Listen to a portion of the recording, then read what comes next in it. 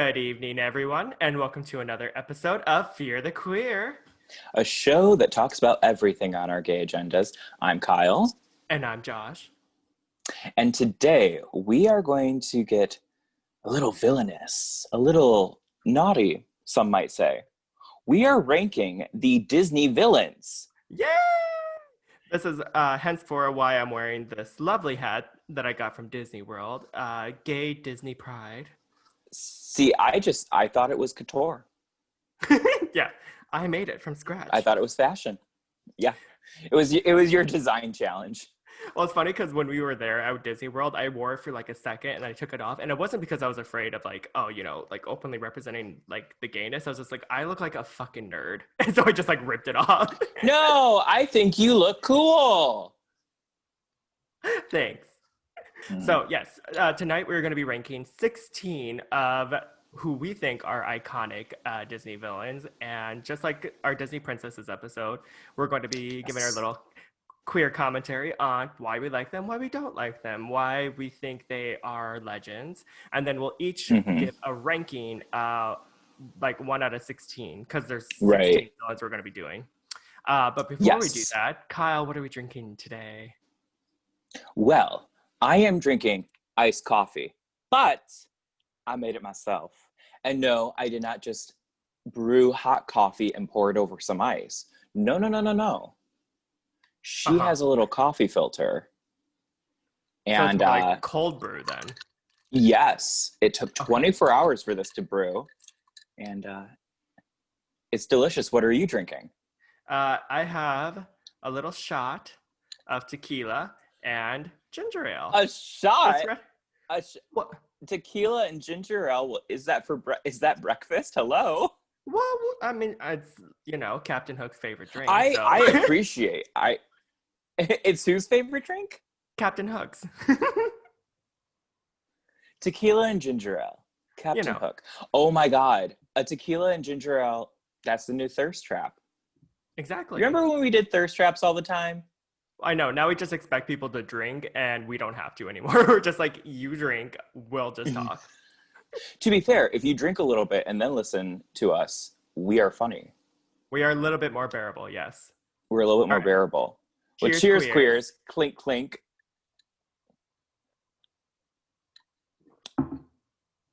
Whew. Ooh, did that go down with the ship?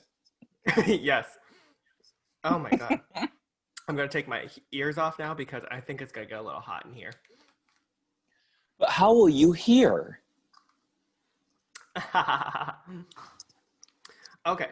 But before we get into the heart of our gay agenda tonight, we are going to do another segment of Fear It or Queer It, in which we take something that we want to discuss and we either fear it, meaning, not for us, canceled, the whole works, or queer it, which means, yes, we really enjoy it. And Two thumbs up. Yes. What are we? 2 thumbs up the butt. What are we fearing or queering tonight? So tonight we are going to be fearing or queering the new live-action Mulan, now available on Disney Plus. Yes. So if you have not seen it yet, spoiler alert, this whole thing. If you don't want spoilers, fast forward probably like 15 minutes. Right.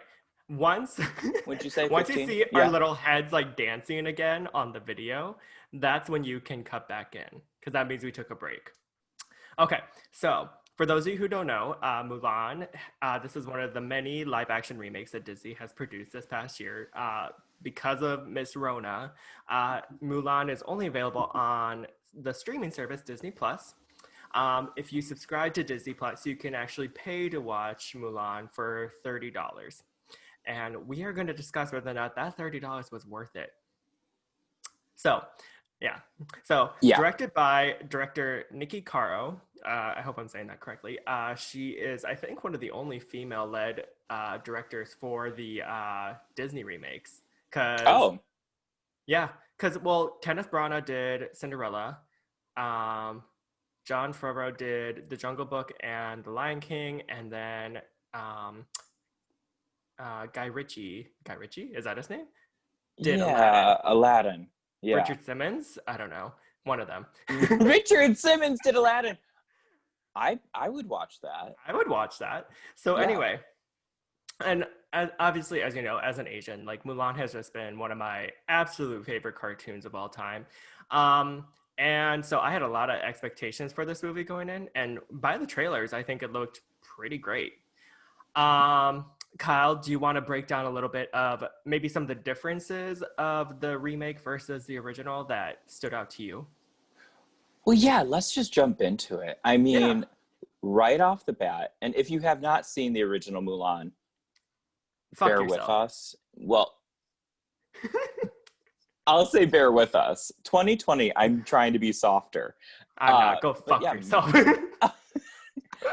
kids are gonna watch this. They're going to type in Disney, and we're gonna pop up, and they're gonna see some angry person with pink hair going Right. "fuck yourself" Go over fuck Mulan. yourself. Right. Yeah. So one of them. Okay, we jump into it. Literally right off the bat, the beginning is different. I don't hold too much weight when it comes to things being exactly the same as like the live action versus the animated film. I get it. You can be different. But this had 7 minutes of like a little Mulan running around, and it was like, oh, Mulan, she can't be controlled. She's chasing a chicken. Yeah. What? Which, like, what is that? Is that supposed to be a euphemism for later in the film? She's chasing cock. Right. I don't She's know. trying to disguise herself as a man. So she's chasing the cock.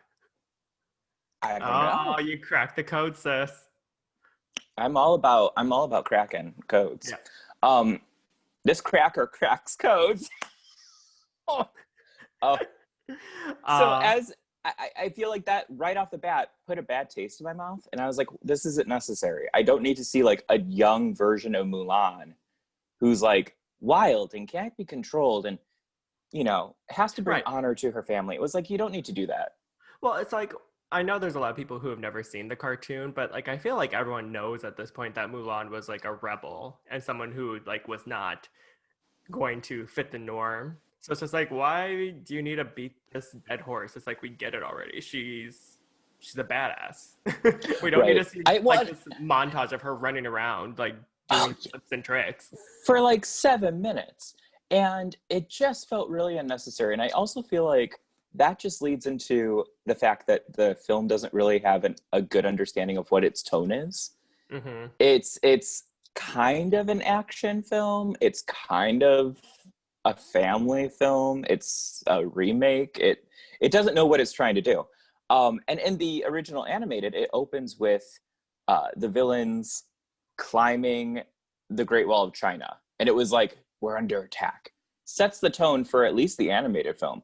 This, you have little kid Mulan jumping and spinning and flipping and dipping, and then Pop then it lock and cuts dropping it. to pop lock and dropping it. Shablam, Right. shablam, it's Mulan. Um, She just like death drops like off the back.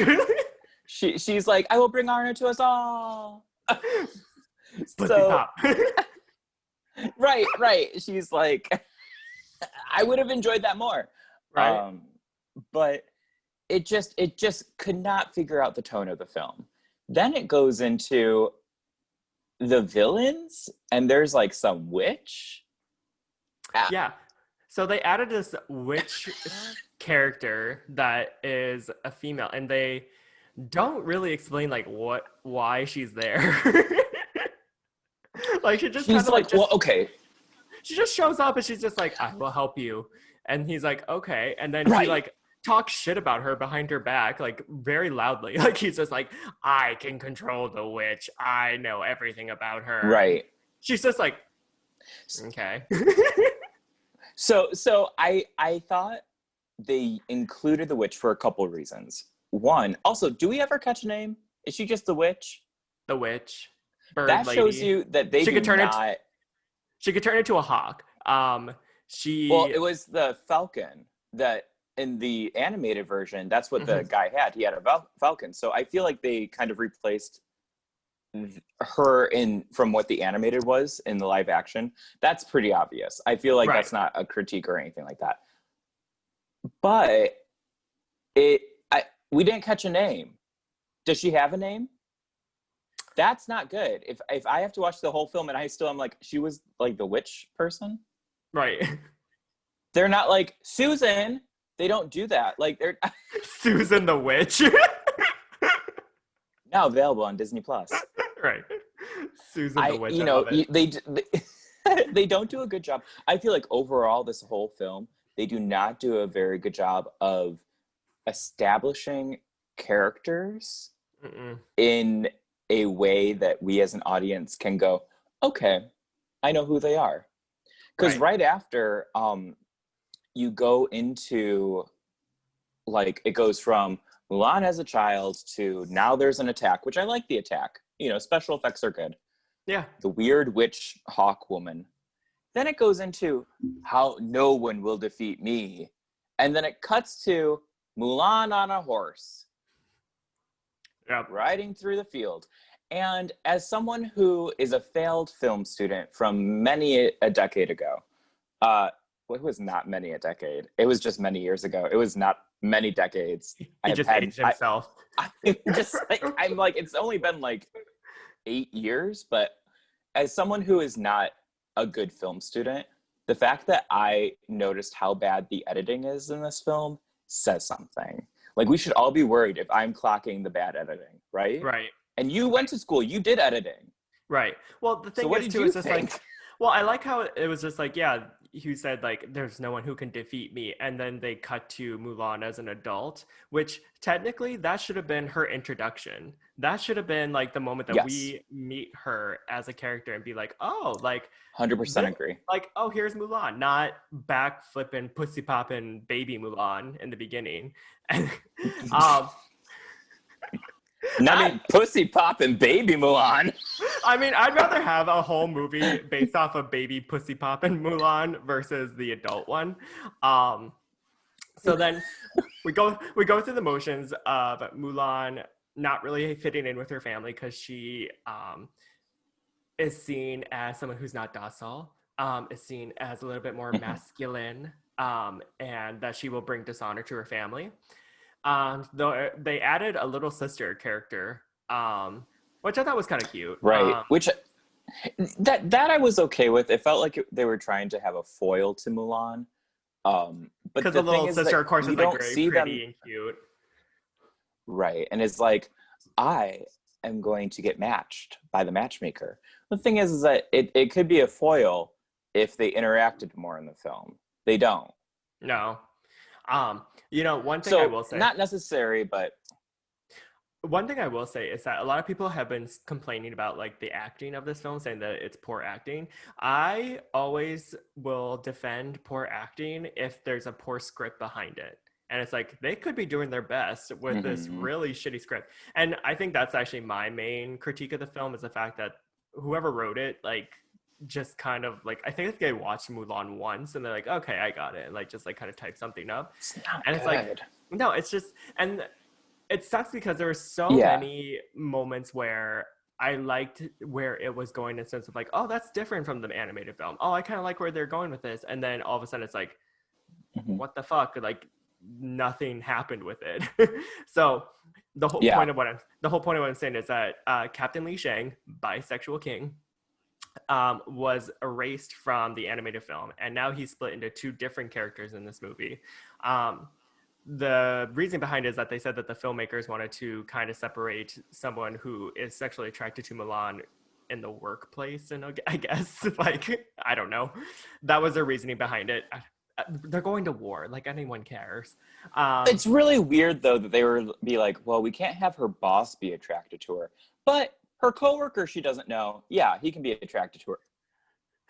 What? Right. I also don't know if they use the word boss, but I was just like, I don't know what else to explain him as in this movie. Like, it's like the commander or something. Her manager.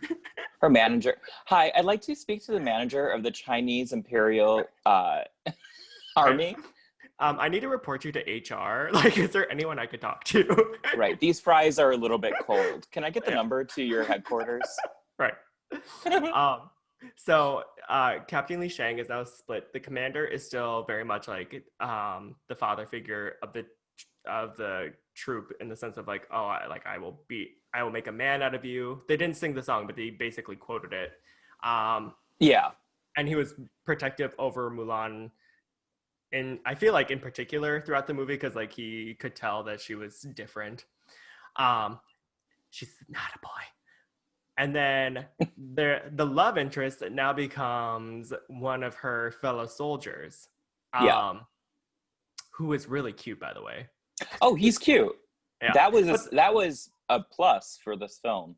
but they did nothing with him either. Like they did absolutely nothing No. with him in Mulan. Like I don't They know. just Like prop him up. They're like, so Mulan has this love interest, and then he enters beautiful.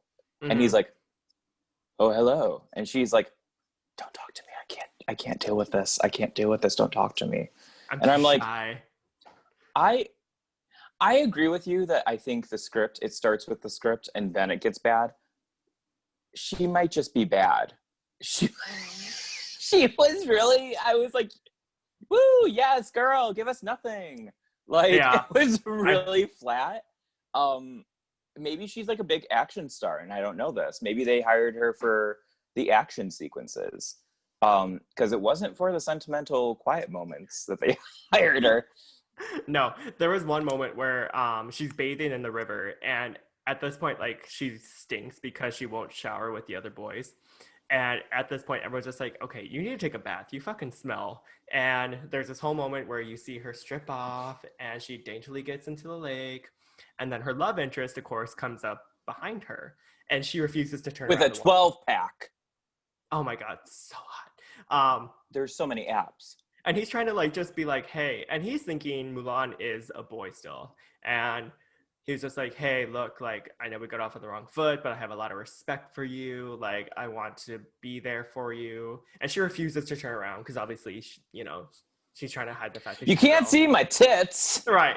And I was just like, why can't you give us like some homoerotic moment in here? Like, why can't you just have her turn around and maybe he's a dumbass and he doesn't notice that, she's a girl and they could just have this like lovely little sexual tension in the water and he thinks he's a boy and it's just like they're naked and you're doing nothing with this and she's just standing there like It was pretty dumb. His character basically is to be hot and to try to court Mulan, and the whole film, until maybe like the last 2 minutes, Mulan's like, "No, right. I can't. I can't. Actually, It I'm killed more me. expressive than she is. Give us Right. something." I don't know why these people who are in the live action Disney films aren't more expressive. If the directing is like, tone it down, this is live action, you're doing a disservice to everyone who's going to see that movie. We go and we want to see the movie because it's Disney and because it's dramatic. It's over the top. You're allowed to be. I don't want like realistic Mulan. Right. I Well, it's don't also want that. if you think about it, it's like the girl from Dumbo, flat as hell. All the lines from The Lion King, flat as hell. Even our Queen Beyonce was like, "Come on, lionesses, Are let's you with go. me, lions? Are you with me, lions?" And it was like, Da dun, da dun, da dun, da dun. da da da It was, da da da da yes, da. yes. It was literally like a mixture of like Single Ladies and Who Runs the World Girls and like Circle of Life. It was that. Even what's her name? Hormones from Beauty and the Beast. What's her name? The Harry Potter girl? Hermione? Hermione, What's her name? Hermione. Hermione? Hermione. What did I say? Harmony. Emma Watson. Emma Watson. Thank you. I couldn't. Sorry. Sorry. A lot of the Harry Potter stuff, ever since J.K. Rowling came out and was like hard turf, I just am like, yeah, I don't care about it. I erase it from my She, memory. I erase it. I'm like, what's it? What? How do you erase things? This is a wand, by the way. With a pencil. What? No, like with the wand, where it's like expecto forgettable. Yeah, that's what they say. No, I Um, don't know. You're a Harry Potter. Anyways, um, Hermione, Emma Watson, she was flat too. her singing, yeah, it was really flat. It was she sounded like me. It was so just like There there goes the goes the baker. baker. Yeah. Literally, that like do. I was like, click. I could barely even get through it. Dan Stevens was good as the Beast. Sure, yeah, but he's like, He was okay. but I was just like, he has way more to go off of because an animal for half the film. It just was not it. And I agree. Representation matters. It's great to have representation. And I forget who said this, and I'm paraphrasing, so forgive me if you know who it is, tag them, whatever. But someone said, I would rather have like, it's better to just have like this mediocre, not that great film. Like let marginalized people be as mediocre and bad in film as white people have been. Like Yeah, there are so many white like led films that are mediocre, not funny, rated terribly, have box office bombs, and it doesn't destroy the fact that they continue to make movies surrounding around whiteness. So let Mulan be a flop. I don't think it will be. I think people are going to watch it, and I think people will enjoy it. I think that I am overly critical, and you know, obviously it's not safe right now because of Miss Rona to go to a movie theater, even though movie theaters in some states are open. Don't do it because you're a shitty person. But I do think that if we saw this in theaters, maybe it would have been a little bit better. There's just something about, I think it would have been a better big screen moment. I probably would have It, like not been as disappointed. Like yeah, watching it because on the when, big screen, I would have been like, oh, okay, yeah, at least it was pretty. I don't know. right. I'll give it production design. It was good production design. I like Yeah, the costumes. Oh my God. I inadvertently was doing the Aretha Franklin, like, beautiful gowns, beautiful gowns beautiful by gowns. just being like, I love the costumes. Really Right? good costumes. I did not mean to do that, but that is literally what I'm saying about this film. Okay, Beautiful, misrespect. beautiful costumes. Right. Respect. Mulan So disrespected me. well, I Josh. was gonna say, despite all of this, I'm assuming you're gonna give it a queer it, right? I'm kidding. I'm totally kidding. I I fear it. mean, I'm gonna fear it. Don't waste your time. But I will queer the original animated Mulan. Because that is pretty queer regardless. It it was gayer than this movie. This has a PG-13 rating, which I also, okay, now I'm thinking about it. I know that they maybe, because I don't know the legalities in China, and I know that um they're very, what's the word I'm looking for? Cautious Mm-hmm. when they were creating this film. That's why it's not a musical. That's Right. why there's no Mushu, because that doesn't work for Chinese audiences. So I'm wondering if they made it too gay, it would not have been shown in China. I don't know though. I don't. I I mean, because every country obviously has different connections or like things they're okay with when it comes to queerness. So right. I don't know what China's is. Well, I was gonna say that backfired on them because the Chinese people themselves, they're just like, well, fuck Mulan anyway. The main star is pro Hong Kong police, so jokes on them, I guess. Should have been a gay. Should have been a gay. It was not. It was just not it for me. It did it. You know, who is the fact they did. I needed more. Who is that girl I see happening? I was gonna say, and on that note, Kyle, why don't you just sing us out? Okay, which song do you want? Whichever one. Just do all of them. Who is that girl I see? I'll make a man out of you. What other songs are there in And Mulan? you, and you. You and you. You're gonna think Mulan is mediocre.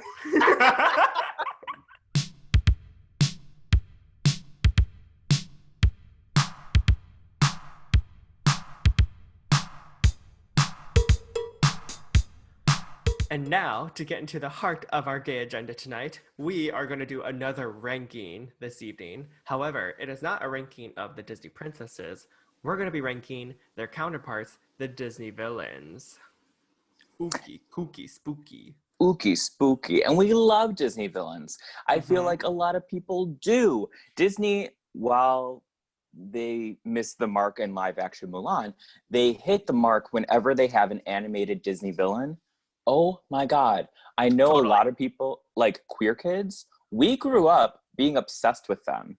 Right. I was gonna say, there's always like sort of a coded queerness about a lot of these Disney villains, whether Yeah. it be like the fact that they are inspired by queer people, or they just have something a little bit more like, is he, type? Is he, Is he, evil? yeah. Is he, evil?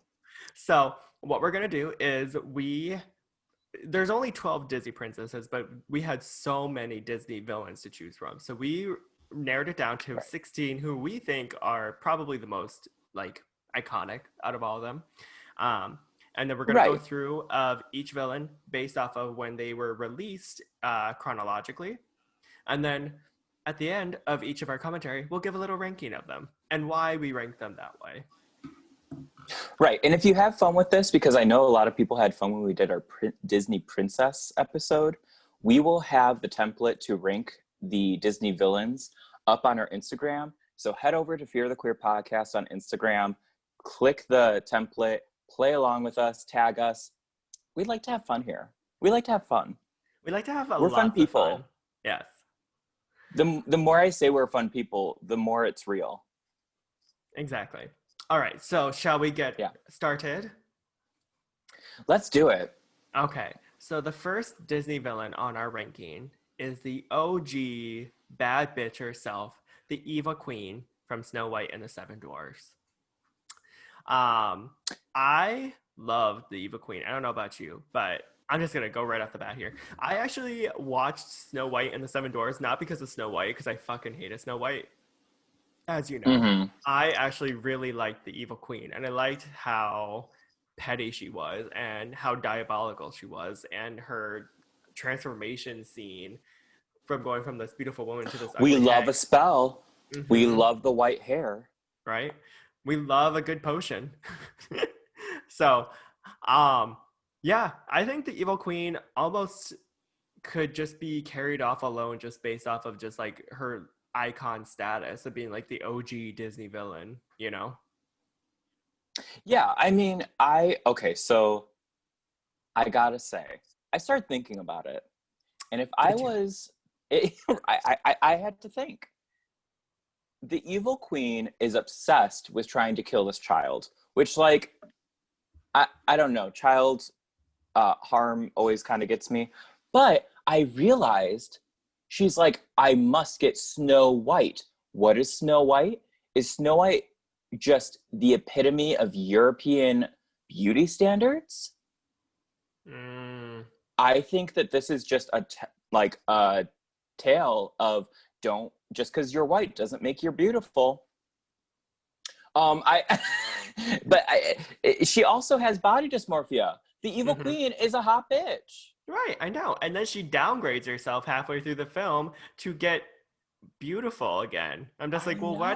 why did you turn yourself into an ugly hag? Like, you know? She's so obsessed with Snow White. It bums me out that she would, Why are you so lower obsessed with herself to me? turn into. Why are you so obsessed with Snow White? Snow White is not even that cool. Snow White is like a 14-year-old girl in the German forest living with seven men, which sounds kind of great, but I like that's definitely a dream I've had. But like I'll give it to the evil queen. She's great with her spells. When she comes around that bend and she has that cape motion Mm-hmm. and it like sweeps down, that is queer canon. Oh, That is a totally. moment. I always used to so in my Catholic church when I was growing up as a kid, I we had this long spiral staircase that led down to the basement area. And the basement Mm-hmm. area is where like the daycare was. And I used to have this big blanket that I would take with me to preschool. And then Mm-hmm. what I would do is I would run down the stairs with that cape. And everyone was just like, "Oh, look at him trying to be like a superhero and stuff like that." I'm just like, "Yeah, You're like, superhero, not the and evil little did they queen." know. Yeah, I mean, look at us now. We're both evil queens. That is true. You know Um, that there's like a Disney gay out there that has a t-shirt that's like, I'm the evil queen. And him and his husband that looks just like him, they go to Disney World every 4 months. And they have every single hat are you reading me? and they only watch Disney Plus. No, because you can't afford to go every 4 months. I know. Hey, that's coming from someone I've never been to a Disney park. And I'm We'll still an take you. evil queen. We'll take you. We'll find your Disney Oh husband my there. God. Could you imagine? Actually, I feel like I would end up with a Disney gay because I'd be like, I'm too cool for this. But low key, I would want someone to like watch all the Disney movies with me and sing along with them. But I'd be like, I'm still too cool, and we're not talking about this outside of the house. Right. It's like your bedroom kink. Like Oh my God, is my bedroom kink Disney? probably. All right. No, So where do you no. have the evil queen ranked? So the evil queen out of 16 for me, while she is fabulous, an OG evil villain, I put her at 11 out of Me 16. too. Really? Yeah, I put her at 11. Yeah. The reason why, and So yeah, I'm I going to think piggyback yeah. off of this is because of the fact that, like, yeah, she is iconic. Yes, she is the OG one. Hmm. But personality wise, I think she's kind of bland. I think there are more people out there who are even more evil than she was. So Yes. she kind of just like falls towards the back end. Like, she's cool, but she's not the greatest. I also feel bad for her because, like, if I was in that position, clearly she is not mentally stable. And as someone who also, without their medication, is also mentally unstable and has body dysmorphia, I'd probably try to kill a 14-year-old too. Like, so I, I, I feel for her. I feel for the evil queen. Also, great eyebrows. She has Great good nose. eyebrows. She has like Great nose. literally no nose. It's literally Yeah, just like that contour. The right. contour is so good. Oh my God, Kim K is shaking. Uh, yeah. So the evil queen, I put her at 11, Okay. respectably. Me too, out of respect. All right, on to the next one. We Okay. have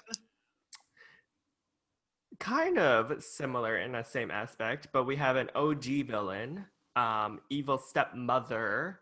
Mm-hmm. This time it's the evil stepmother of Cinderella, Miss Lady Tremaine. Oh God. Oh I actually well. have a few thoughts about her, but you go ahead. You. I was gonna say she's a cold-hearted bitch. She is actually terrifying to me. Like as a kid watching her, she is actually terrifying, and I'll tell you why. Yelling, dramatics, that doesn't scare me. I do that. What's terrifying is her quiet control. Hmm. That is terrifying. She always is And just very put together. there's this very put together. And I think something else that is a little bit like it's actually scary is she doesn't have any supernatural powers. She merely is a family member of Cinderella. Hmm. And to think as a kid to watch that and be like, you could have a family member do these terrible things, lock you in your room when Prince Charming is downstairs.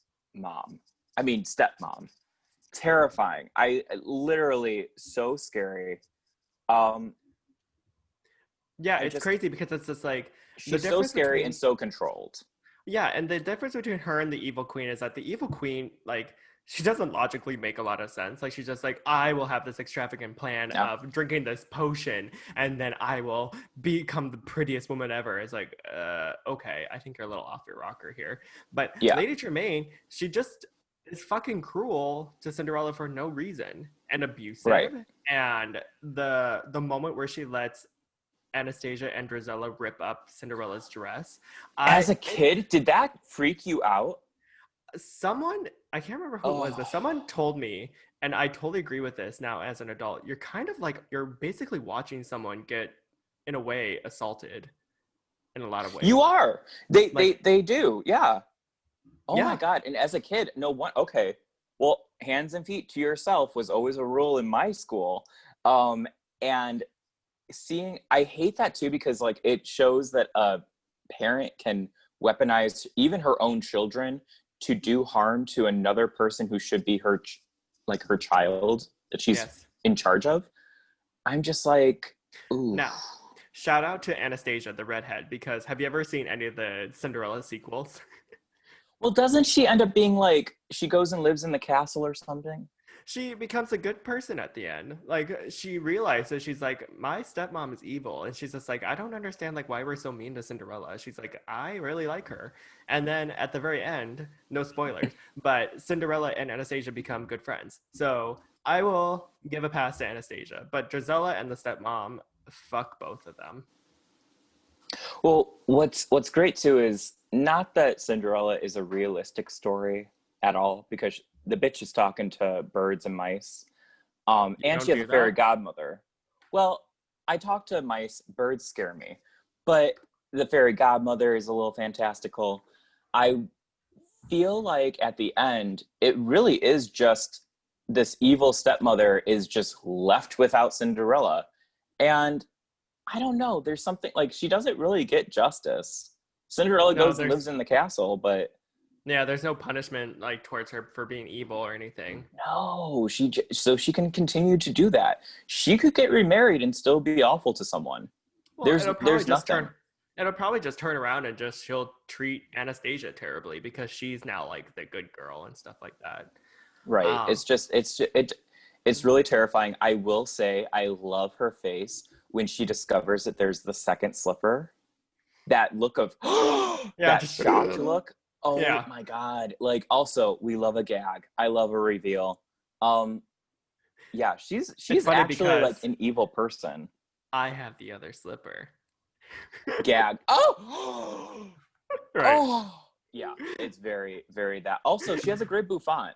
You know what else is terrifying? I'm just like having a childhood memory is when Cinderella is like walking to like give her tea or something, and she's just sitting in her room with Lucifer the cat, and it's very dark, and I'm like, that's that's so intimidating.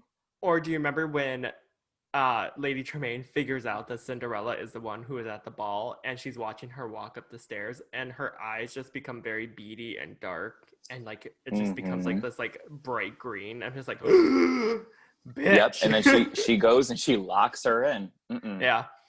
So where do you have Lady Tremaine ranked on your Disney villain rankings? Well, out of 16, I have her at a respectable 8. Really? Yes. Okay. I have her down at 15 out of 16. Oh, okay. Yeah. And I Well, think it's I was gonna yeah. say What's your reasoning? I just think it's because one, she doesn't have a sense of humor behind her, and that just automatically makes her go like, not my favorite. And two, she is a justifiably like probably one of the most evil ones out of everybody on this list. And I feel like if you're going to be evil, you have to have like a sense of humor about you. Like you have to have this like coolness about you, I guess, in order for me to be like, okay, I'm on board with this. But if you're just fucking abusing your stepchild for no reason just because you're a bitch, like, I'm not down for that. So, Yeah, I mean, I put her in the middle because she wasn't fun. Like you're saying, she's not funny and dramatic enough to make it to a higher level, but she is terrifying. Like I was yeah. like, I'm legitimately scared, at least as a child, of this character. So she fell in the middle for me. Okay. All right. On to our third villain. So, this is from the 1951 film Alice in Wonderland. Alice goes on this great fantastical journey to see what the White Rabbit is up to. And then you find out that the White Rabbit is trying to get to a party for the Queen of Hearts, who is our third Disney villain on this list. Yes. So she is one of those villains, and maybe it's because I'm not a huge Alice in Wonderland fan. Don't You're come for me. not? Not really. Oh I'm wow. just I thought you would love Alice in Wonderland because it's so like weird and out there. it's a little I do appreciate it for that. I don't know. There's things that really, like what's that one where there's like clams or something, and he's like going to the sea. There's like a tale about it. What Yeah, happens with that? the walrus and the carpenter. Okay, that threw me for a loop as a kid, and I was like, what is happening? And I feel like it just that set the tone for me, being like, I don't know if I like this.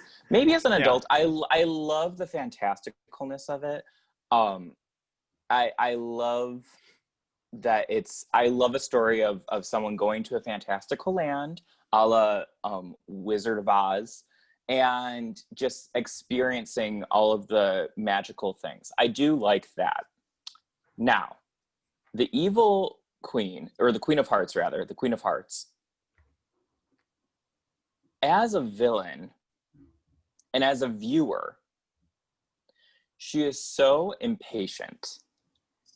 And I can't get behind that. I'm like, she makes me mad. She makes me mad. And I don't, maybe it's just like my own personality, but I just feel like her temper is so angry that Right.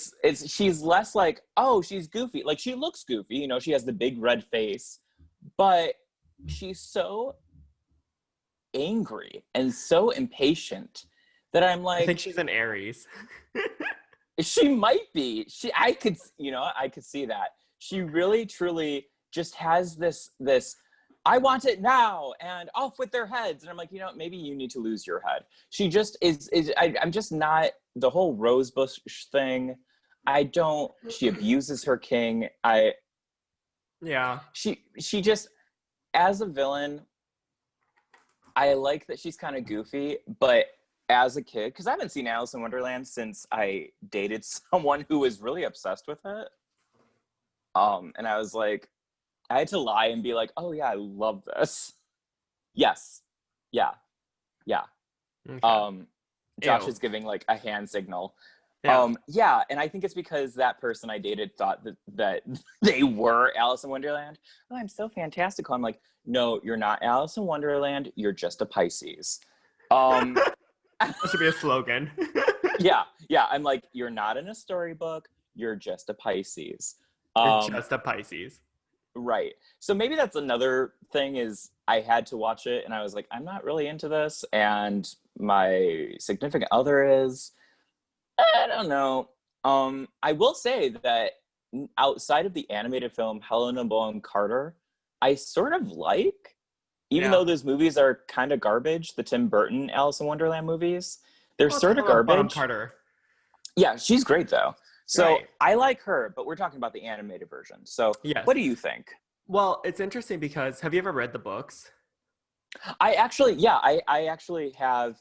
It's really cool. It's the Alice in Wonderland. It's just the just Alice in Wonderland, but it is the story and it's illustrations that Salvador Dali had done. It's very Mm. cool. Oh, I that's would cool. have that book. My uncle gave it to me. I love it. Well, that's cool. So I do like I like that. I like the story, but Yeah, I was gonna say, it's interesting because the Queen of Hearts in the animated version is both a combination of the Queen of Hearts in the Alice in Wonderland book, and then mhm. in the second book, Alice Through the Looking Glass, there is the Red Queen, and the Red Queen, Uh, like the two of them, like got combined together into the Queen of Hearts for the Disney film. Um, oh, yeah, okay. so I didn't know the that. yeah, so the Queen of Hearts in the book is the one who's like off with their heads, they're so you know, and the Red Queen is the one who's like everything has to be done my way, and I am the best, and I am the ruler. So like having both of them My combined, eye into, like, just twitched. My yeah. eye just twitched because I'm like, oh So God. having them both like together into one character, it's like yeah, she's fucking insane. Yeah. Um, I don't I know. I could kind of handle one or the other, I think. yeah, I like the Queen of Hearts in some ways, but I feel like she gets kind of repetitive after a while. It's just like she just, you know, Yes. like she's just like Off off with with their heads. I'm angry. yeah. And there were moments in there that I really liked, like when the Cheshire Cat like put the dodo bird under her pants, and like when she did croquet, like she like flipped upside down, and you saw her big bloomers, like yeah, stuff like that. Funny, funny. Right. Or like when the crowd is like the queen and everyone's just like, yeah, oh my god, and they're like, and the king, and then you just hear one person, yay. I would say yay for the king, because he Right. had to live with that miserable bitch. I So know. And he was like tiny. He was bitty. Um, yeah, yeah, he was. the Queen of Hearts is okay for me, but she's not anything particularly great for me. That's all I have to say. So So where does she rank out of 16 for you for as a she's Disney villain? she's actually 13 out of 16 for 13? me. Yeah, so she is right in between the Evil Queen and Lady Tremaine. Well, the Queen of Hearts for me is dead last. Mm, She is my least favorite Disney villain. Tier I. I can't. I'm just not. I'm not a fan. There's too much. She's impatient. She has a hot temper, and there's no reason for it. you know, if you cut this out of context, you could just be describing me. You know what? Maybe she is an Aries. I could see the Queen of Hearts. Okay, the Queen of Hearts, impatient, hot-tempered, Likes red. yells at people when she doesn't get her way, likes red. I'm wearing red today. But yeah, she's dead last for me. She's not. I need a little bit more depth for my villains. I need a Yeah, little bit more like she's either a be little full one on note. evil. She's one note. I need some variety. Right. So yeah. All right. On to our fourth villain. So the villain is from the 1955 film Peter Pan. And anytime he hears tick, tick, tick, tick, tick, tick, just Time know. goes by so So, slowly. oh my Time God. Can you goes by imagine if it's so like the slowly. crocodiles like in the water, it's just like tick, tick, tick, time goes And it by. and it becomes Madonna. The crocodile Yeah. in the water is Madonna. I'm sorry. That just like I heard tick, tick, tick, and I was like, tick, tick, tock, does a quarter to two. I'm hung up on you. No one wants to hear me sing. Go ahead. I'm sorry. That's okay. So we were talking about Captain Hook. Ooh. Um, yes. Captain Hook is one of these villains who I would argue full on. He's a bit gay. Oh, yes, he's on a ship. Him and Shmee. Him and Shmee. Schmear. Is it Shmee? Yeah. Okay, side note. My friends, one time we were watching the animated Peter Pan a couple years ago, and they all started laughing because they're like, Kyle, you're Shmee. No, you're not. Well, because I'm like, hello, everyone, who wants food? Like, I'm like, I'm not actually a villain. And Shmee isn't either. He just has a shitty boss. Like, That's true. so Wait, maybe they were Shmi. like, Oh wait, no, Shmi is like the little short guy with the white hair. the white hair and like the striped shirt. That's like Captain Hook's And sidekick. he's like shaving Captain Hook, and you realize he's Yes. like shaving a duck's butt or whatever. Yeah. Okay, Stan Shmee. Shmee is Yeah. just a bumbling fool. What do my friends think of me if they think I'm Shmee? A bumbling fool? Sorry, this is going to take me on to a different level of Right. existential dread that I will save for later. So Captain Hook, pure evil, purely gay. Is he evil though? I think he is. Okay, here's my thing. Well, I mean, he okay, has every maybe right to hate he's Peter not Pan. pure evil. He's annoyed with Peter Pan. Peter Pan clearly is an annoying child. Well, he's the But annoying Hook, white twink honey, that you're just like, go away. I don't want to deal with you right now. And Peter Pan's just like, oh my I'm cute, God. I'm white, I'm gay. I love it. Now you said white twink and I'm triggered because complete side note. I discovered that someone I have a crush on, which of course I have crushes on people because I'm 30 and that's what you do when you're 30. You just have crushes on people. Mm-hmm. The person I have a crush on started dating someone.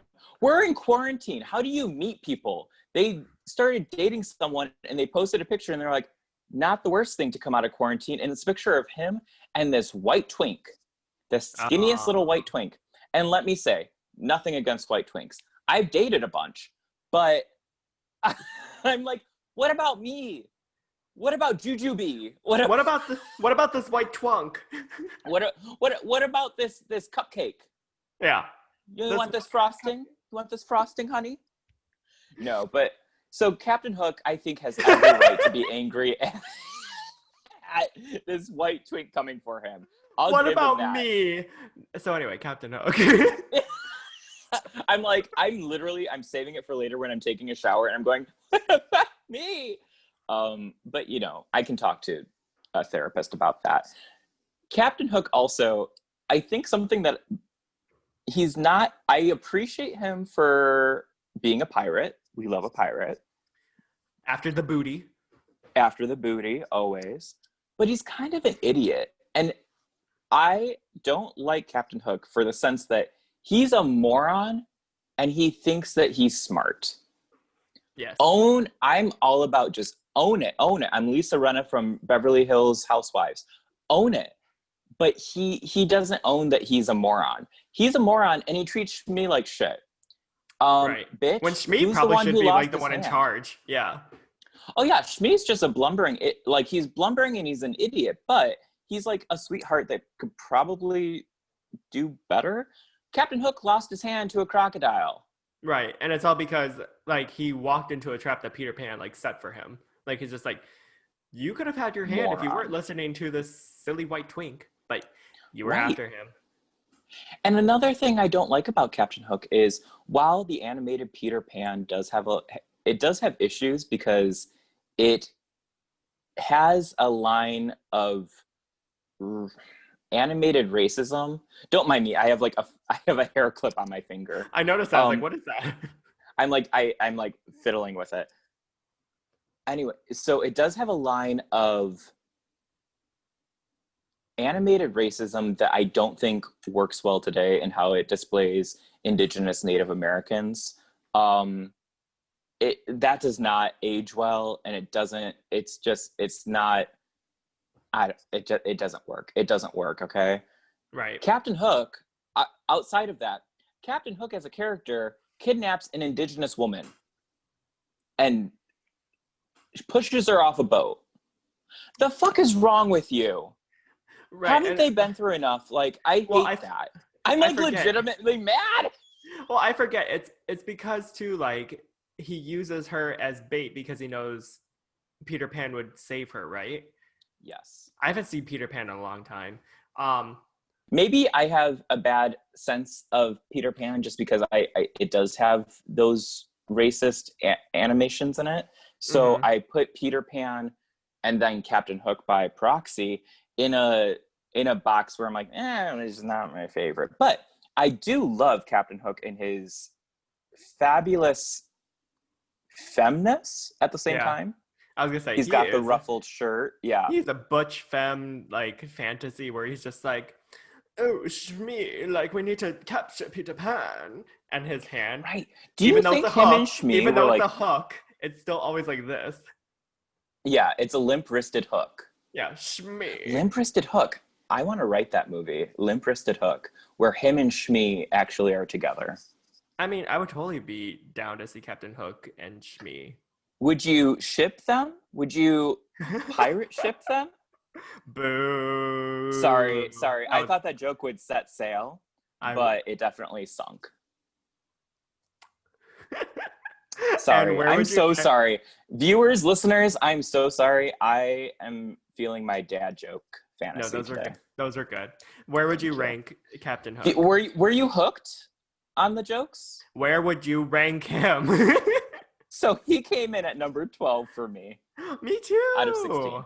Me too. Really? We both put him at 12? Okay. Under the Evil Queen. Okay, so he's honestly, Evil Queen was 11, Hook was 12 for me. All right.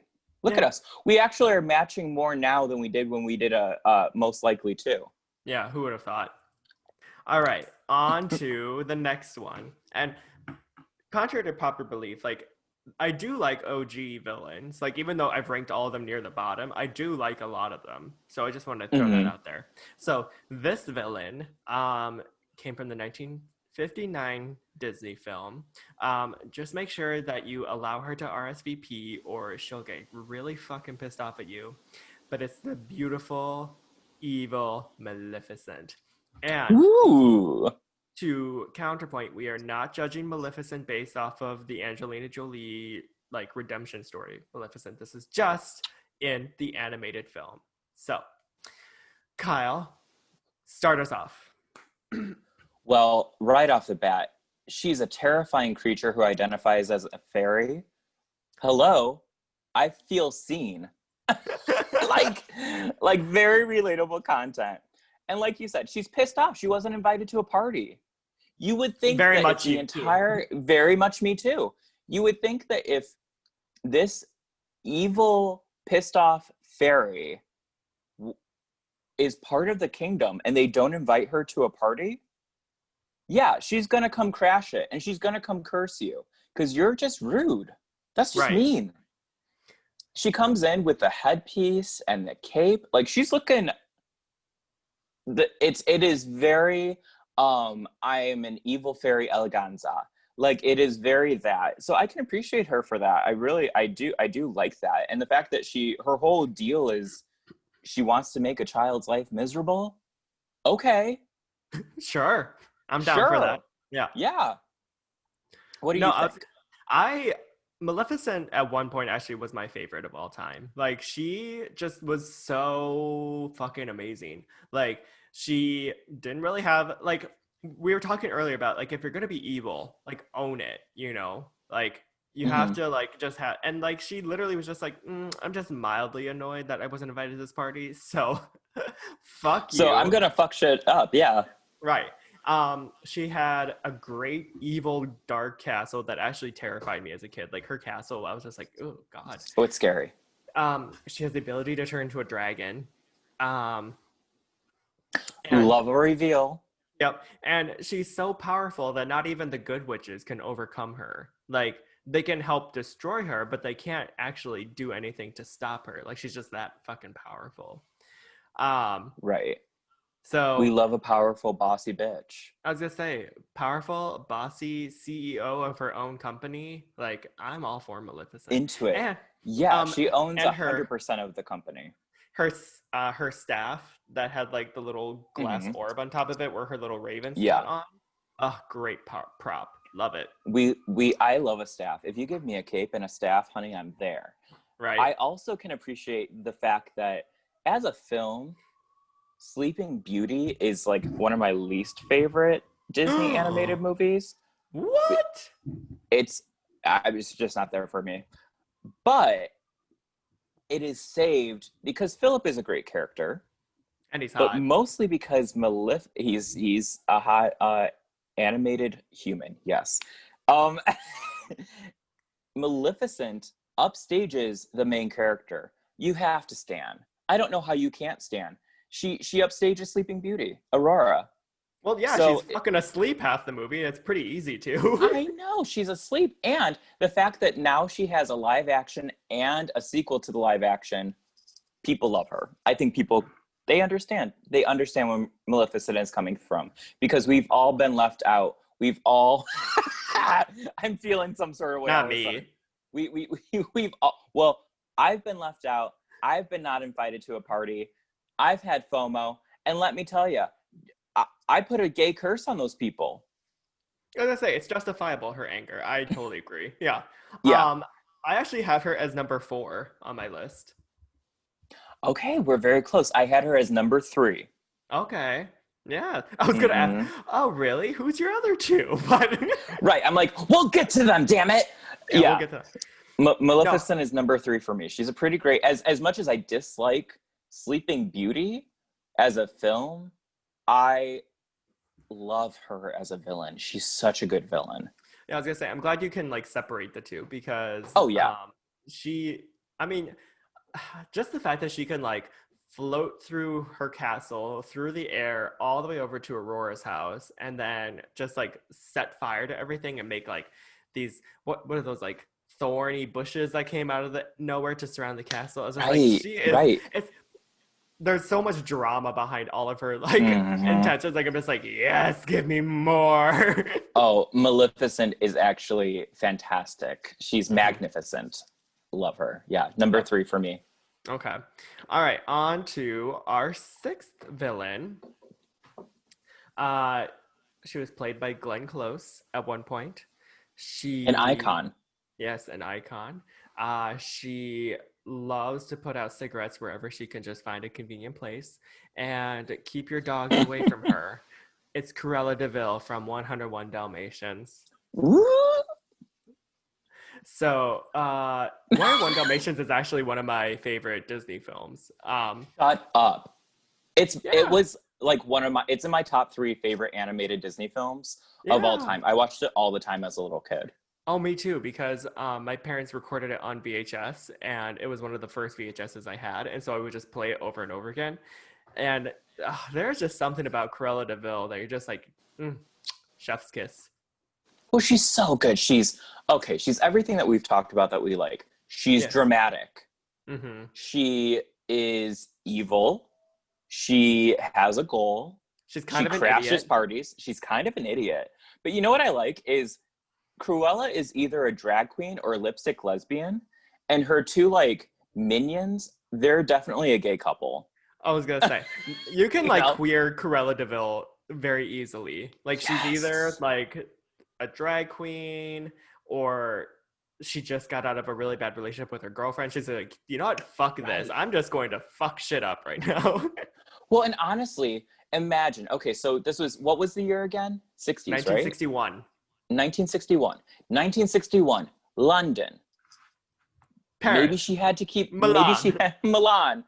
Maybe she had to keep her girlfriend a secret.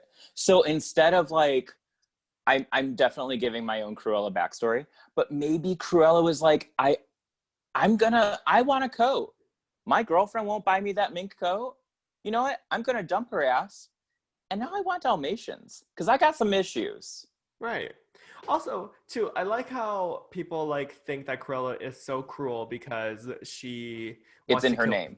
Well, because Oh, she wants to, yeah, because she wants to kill puppies to get a fur coat. But it's like, but in honesty, any fur coat wearer is evil because animals have to be killed in order for you to wear that fucking thing. So how is she any different from any of you people? Like, true. unless this is like a PETA ad where it's just like every single coat fur person gets the same treatment as Corella, she's really not any more bad as any Hollywood celebrity, I would say, in my opinion. Well, PETA, disclaimer, PETA, do not come after me. But Do not throw paint at him. it's, she's into, I mean, technically it would be vintage fur. I'm okay with vintage fur because it's been dead. She's been dead. Like, it's not, like, the fur is not recent. All right. So I have less, I don't know. Again, people are going to come for me if they're a PETA animal lover, whatever. I don't care. But I will say, while we support faux fur, don't hurt animals, that's fine. Like I would never buy a fur that wasn't more than like 30 years old. Sure. Like it should be vintage. Um that being said, faux fur is plastic. Plastic's also not good for the environment. So either Right. you can kill an overpopulated animal or you can use fossil fuels. You tell me. Either one, you decide. You And decide. Corella, are you going to be on the right side of history, like Corella, or are you Right. going to be Cruella cares about the environment. That's why she wants to kill the animals. right? Um, Exactly. I gotta love Cruella. She physically is so pointy. Like I love that in 1961 she's had work done. Right. Like she's had a facelift, cheek implants, a jawline shaved down, and She's like, and nose rhinoplasty. Like I love that. I was gonna say, she's like a beta version of what Yzma looks like. Like she's just like is so Right. like Yes. pointy. Like her shoulders are like literal like spikes. Like And I love her fashion. I don't know, and I still like this look on women or just anyone who dresses like this, of like a slinky black dress, like very plain, with just oversized fur or oversized jacket on top. And just like, oversized oh, wigs, she got the gloves, the red gloves. She the is cigarette holder. everything I want to be in this life. Um, Including people writing songs about her. How much of a bad bitch do you have to be that Roger is writing songs about you. Right. And it becomes a hit song because people know you so well. They're like, you know what? Yeah, you're Mm-hmm. right. She is an ugly bitch. Right. Well, if she doesn't scare you, no evil thing will. And I appreciate that. She Right? just wants a fur coat. Her power, her legacy. Also, I know we were talking about how we're separating, like we're just doing the animated versions. I will Yeah. say Glenn Close as Cruella DeVille, I she also has a huge impact of why I love Cruella DeVille so much because Oh my she God. was The Miranda fashion. Priestley. She was Miranda Priestley before Miranda Priestley was. Like 100%. Glenn Close's Cruella DeVille walking into her own fashion house with this long Oh my draping fur God. that's getting on the dirty sidewalk. I'm like, oh yes. Now I'm thinking about it because that came out in 1998. And I know it's kind of separated from the current live action films. Whatever magic that film had, Disney needs to get it back because that 101 Dalmatians is gold. It is so good. Glenn Close, phenomenal. The fashion is great. And I'm thinking about it and I'm like, did I want to go into fashion at one point because of Cruella de Vil in 1998's 101 Dalmatians? Hello, Glenn Close. I don't know. I love her. I Yeah. love her. Yeah, she's great. The bleached white hair on one side. She was doing Andy Warhol before Andy Warhol was Andy Warhol. I'm just like, That's true. Cruella is an icon. I love her. So where do you have her ranked on your list here? So Cruella, with all my love and admiration, I put her at number 2. Okay. Where's she on yours? She's number 6 for me. Okay. Yeah. So we highly rank this evil Disney villain. Yeah, I was gonna say she's like, if I was gonna say she's top 5 for me, but she isn't. um, but Math is never your strong suit. no. But I mean, she's iconic. The problem is that there are so many iconic Disney villains that unfortunately she just kind of fell a little further back from it. But I think 6 out of 16 is a great ranking. So She's better than halfway. She's like average, a little higher than average evil villain for you. yeah, She exactly. is like everything to me. Like I think it's because I want to be Cruella de Vil. Just like bitchy, Anita, darling. Like she's so over Right. the top, and I see myself in her. Right. I think a lot of queer people probably keep see the little themselves in fools. her. Keep the little fools, drown them. You know what? You and me, Anita, we're through. Like just like her like storming out of the house and like the thunderclaps Oh my and God. she's so good. I dropped my It's pen. so good. All right, so on to our 7th villain. So uh he is brilliant, he is strong, but if you call him a rat, he'll fucking kill you. Professor Oh, Ratigan from oh. Disney's The Great Mouse Detective. Um, Do you think kids I out there have seen this movie? I was just gonna say, I think The Great Mouse Detective is by far the most underrated Disney film, and if you haven't seen it, please do because it is Mm-hmm. by far one. At least for me, I love Sherlock Holmes. I love detective mysteries. I love like that old time. You like when Disney movies like take on like an older like era and stuff like that, and like everyone's in Yeah. like 1800 costumes and stuff like that. That was The Great Mouse Detective is everything for me, and Professor Ratigan is another great queer icon in my opinion. Dramatic, lush, evil, smart, physically terrifying. Yes, because he Like is a rat physically, compared to he's a mice. right. So if you haven't seen it, spoiler alert: Radican kidnaps the little girl, who's a little Yes, mouse, and his sidekick is this mangy bat who has a peg leg, also terrifying. yeah, Um, I think anytime a villain is like messing with kids, I'm going to be like, you're actually evil. But what does it in for me is his over the top, like when he has like the queen, the robotic queen mm-hmm. in the movie. Again, if you haven't seen it, this makes no sense to you. But he has the robotic queen that he's like convincing all of the people to follow him, and shit gets crazy. fast forward, he's battling little, is it Sherlock Holmes? What do they call him? Basil. Basil. Basil of His name's Basker Basil. Street. Yeah. Basil of Basker Street. They're battling on Big Ben, and he physically goes from being like an evil rat to just like shredded and just monstrous. And it's, as a kid, because like, when did this come out again? This is old. 1988. Okay, so like, I had the VHS as a kid. It is terrifying. It's Like, one of Disney's darker it's scary. films. Yeah. Yeah, it's pretty dark. So if you like darker movies, I definitely think watch The Great Mouse Detective. Yeah, I was gonna say, like, I can't get enough of that movie.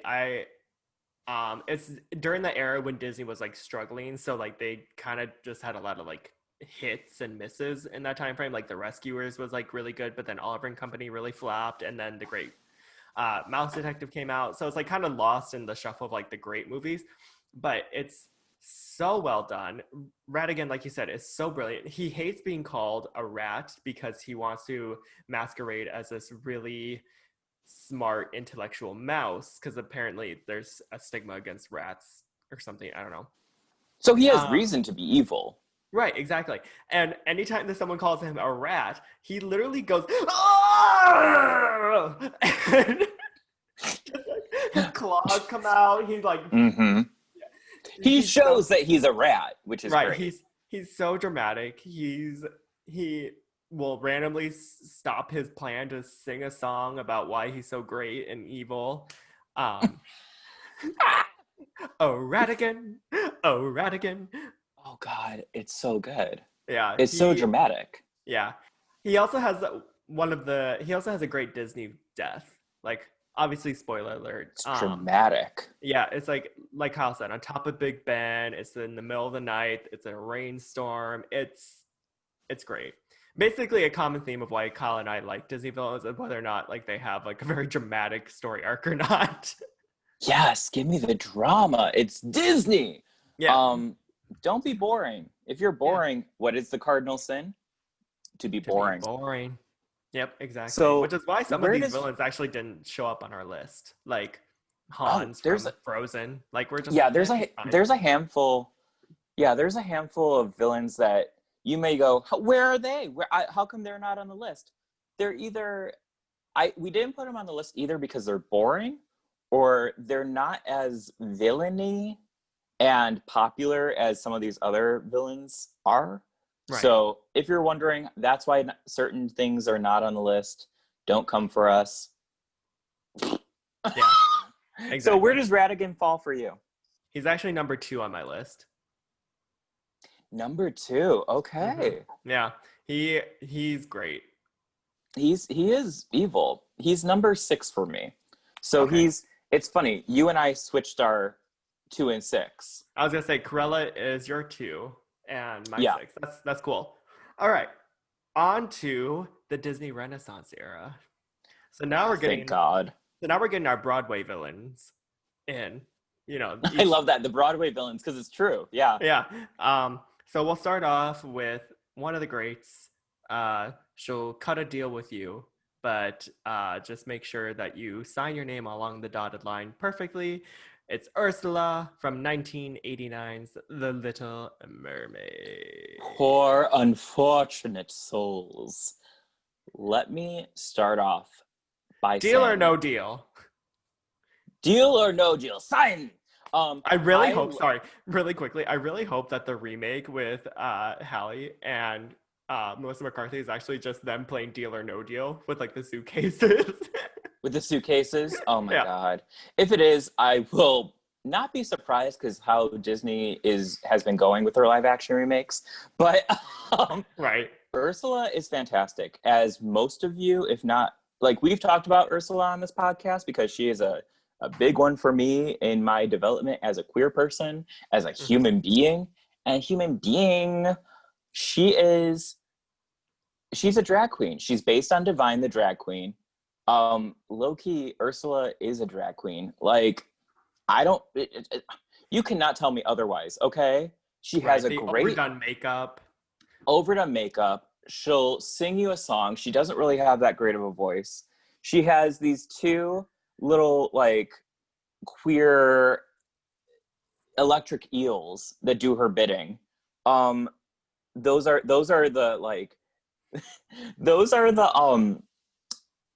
the kind of gays that hang out with drag queens in order to like feel like they're a drag queen.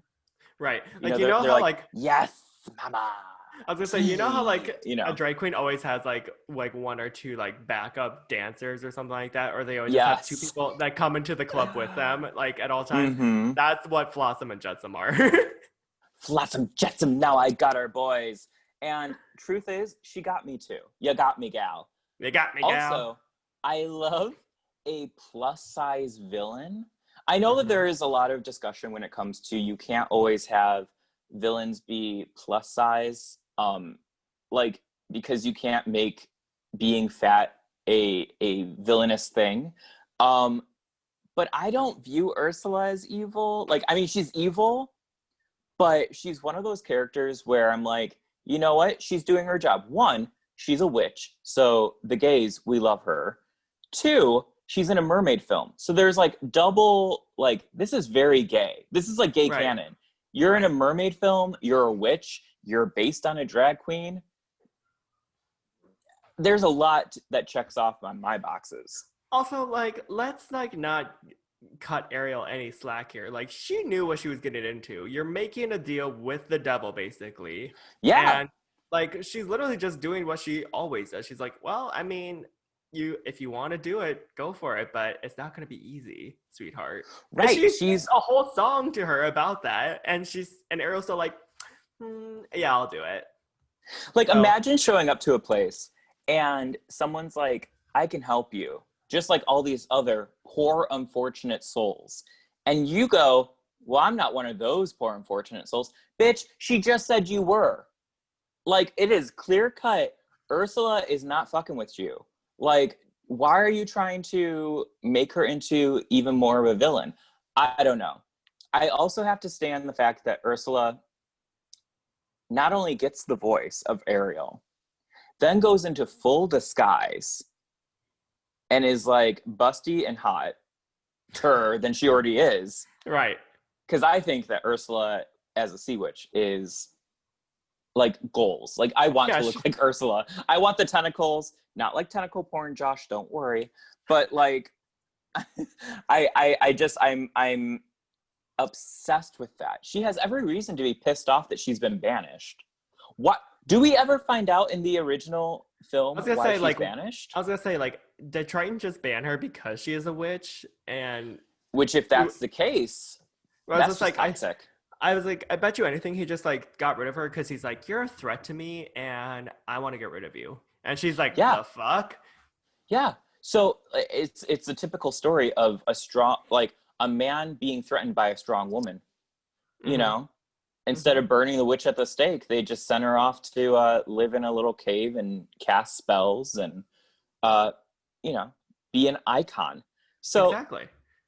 yeah, there's Just like layers. The fact society with drag queens, they banished them and now with they drag are queens, with strong women, right. like I Ursula is great. She not only disguises herself as the busty beauty, she then reveals herself as Ursula, crawls across the ship. You know me. Again, I think I've said it like 7 times. I love a reveal.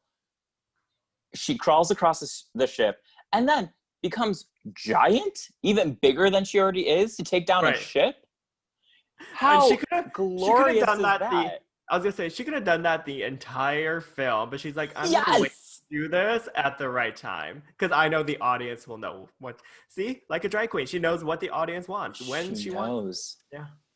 You want to All give right. her a dollar bill, but you can't because it'll get wet. I love it. I Venmo love it. And I her. love that she Venmo her at Ursula too. For whatever reason, there's an Ursula and an Ursula 1 already. So she's waiting for that handle. But Ursula, They won't give it up. I don't know why. they won't give it up. She's like, Ursula, yes, the Ursula. Yeah, I love Ursula. Yeah, she's great. She's Um, wonderful. where do you have her? Ursula is my number one. I'm not surprised. I love her so much. No, she's great. I have her as number 5. The reason why is because The Little Mermaid, the film itself, I have a lot of issues with Ariel. If you don't already know that, check out our Disney Princess Rankings episode. I talk a lot about how I Oh, don't that's like right. Ariel. You have a lot of issues with Ariel, and I think someday we'll work through those because I don't think you should have as many issues with a 16-year-old fish girl. Calm And down. well, Calm like down. calm down. Like Ursula, she burned me, so I'm after her. I'm after that hoe. All right. On to we're already halfway through our Disney villain ranking. Ooh, look at us. Yes. Most of them, well, we revealed Kyle's number 1 already, Ursula, but we still have Yes. a long way to go from here. My number one and my last pick. So Oh, that's true. everything else is just going to fall in the middle for me. Right. So we are now at the beginning stages of the Disney Renaissance. This film was one of the first animated films to be nominated for Best Picture. Actually, I think it was the first one. Um, and it was terribly remade in 2017. It's Beauty and the Beast. And who we're Tale talking as old as about, time. right? And who are we talking about? Well, no one. Gaston. Yes, no one is a villain like Gaston. All right. No So one's here's hotter than Gaston. okay. That is something that is an awakening. I think as a child, he's a hot He's a hot like villain. animated When character. he rips open his shirt and you see like that burly chest of his and all the hair, I'm like, I was so confused because I was like, send me I your should hate OnlyFans. you. Right, right. Like Gaston. Here's the thing about Gaston. To me, his biggest issue and his the biggest reason why he is a villain is because he is so toxically masculine Mm-hmm. and he doesn't leave Belle alone. That is why he's a villain to me. I don't think he's a villain because he's full of himself. I don't think he's a villain because he thinks he's great. Otherwise, I would be a villain. I and I would probably do the same thing that he does. If I knew that there was someone that I wanted to marry and they were kidnapped, or at least I believe they were kidnapped, locked up in a castle by a monster, I Right, I would probably be like, we're gonna go storm the castle and rescue them. right, I'm just saying. exactly. They didn't have phones, they didn't have internet, they didn't know that, Belle and the Beast were like taking selfies, drinking tea, be our guest. So he was like full on probably worried about her, Yeah. and also wanted to regain power. Well, I was gonna say the thing is that the Beast is not a hero by any means. Like he holds this woman hostage. She Hmm. gets a classic case of Stockholm syndrome where she's like, my captor is actually great. And the only reason why he keeps her captive, it's not because to protect her or anything like that. It's because he wants to force himself to fall in love with this girl so that way he isn't a monster anymore. So He it's just can like he break the spell. right, he's manipulating her into loving Yeah, him. And I think yeah. gaslighting is almost more villainous than someone who's just obsessed with me. Yeah, like being I mean, Gaston definitely needs to like if a woman says no, it means no. Right. Oh He's yeah. one of those guys. So Oh, like he's definitely date rape type yeah, material. yeah, we do not stand Gaston for that. No. But the Beast basically convinces Belle that she's a furry now, which, like, hey, I'm not kink shaming. If you're a furry, live your best life, whatever. But, like, I don't know if Belle would have been like, oh, yeah, I'm into furries, if she had not been held against her will. Does that Right. make sense? Well, yeah, and the thing is too is that like Gaston, like I said, he's burly as hell. He's muscular. He probably smells a little bit like sweat and BO and stuff like that. So it's just like you can still get all these things with Gaston. Am I a Gaston apologist? I think it's okay. I always thought he smelled like stale beer and leather. Yeah. You Or like know, like he smells like an old bar. That's I what I was gonna always say, like or kind like of I think of him as like wood chips and like pine trees, like stuff like yeah. that. Yeah, Yeah. which is I discovered okay, complete side note everyone. I was on TikTok and I cuz I'm young now. I was on TikTok, and on my For You page was this guy who literally all he does is he just is like in the middle of nowhere. He has like all these tattoos and like a beard. He's like all like physically like burly. And he just picks up these giant logs, puts them down, and just like chops them up into wood. And I watched at least an hour of these TikToks. And I realized, am I looking for a husband who's like this? I think I might be. Like, I would Brawny love, man. oh, a brawny man who's like independently wealthy and lives in the woods and lets me live in the city and then come to our cabin every once in a while. Hello. That is top tier Yeah. husband material. Yeah, I was gonna say Gaston has potential. I think that's why I apologize for him sometimes. If he were able to take a lot of feminist theory classes and grow up a little, then I could probably be down for the cause. But yeah, Yeah, I I'm mean, not into cancel culture. yeah, no, I was just like, he just needs to learn and he just needs to be a better person. Um, so on all of that, where do you have Mr. Gaston? So Gaston for me comes in at number 9. Okay, I have a number Mostly 8. because I don't, yeah, okay. So I think it's because I don't view him as like a villain. Mm-hmm. I don't think he's that evil. I think he has some issues with his how he views masculinity and how he talks to women. But I like him as a person. Like I'm like, Mm-hmm. I like him as like a character. So like he's not super low, not super high. He's not villainy enough for me to be like full on villain, but he's villainy enough. Right. Like if he was like a little bit, Villainy enough. yeah, if he was actually a little bit more evil, I think I might have ranked him higher because it's like, oh, okay, he's charismatic, but he's like actually really bad. But he's not, Right. yeah, he's not the worst person. He's just kind of a douchebag. And He's a douchebag. Yeah. yeah, and there are worse things in the world to be than a douchebag. So, Right. I mean, like us douchebags have to stick together. So like okay, Kanye. I forgot he had a whole song. Jesus Christ. All right. Oh, all right. Who's On to next? our 10th villain. So, this person is also very good with a staff. Uh, he wants to go deep within the Cave of Wonders. And he wants to be the most powerful genie in the world. I couldn't make that one sexual. It's Jafar. I gotta say, the last one was the most sexual for me. Right? A powerful genie? Yeah, that's sexual as hell. A powerful genie. Honestly, going into the Cave of Wonders should be someone's grinder profile. That is great. Are you Yeah. good with a staff and you like to go into the Cave of Wonders? Hit me up. You can rub Hit my me up. lamp. Yeah. Oh, You ain't never had a friend like me. yeah. So I love Jafar. Hello, eyeliner, a cape. We love a cape. If you're a villain and you have a cape, A headdress. we're gonna love it. A headdress.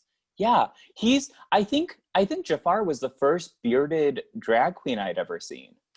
Right? You know, like I truly I like also that Jafar, even though he has like a weird thing with Jasmine towards the end. I don't think he's straight. I think he's pretty gay. I think he's pretty queer. Yeah. He is obsessed with Aladdin. And who wouldn't be? He wants to be the most powerful genie in the world. I mean, and what straight person vies to be a genie? You know?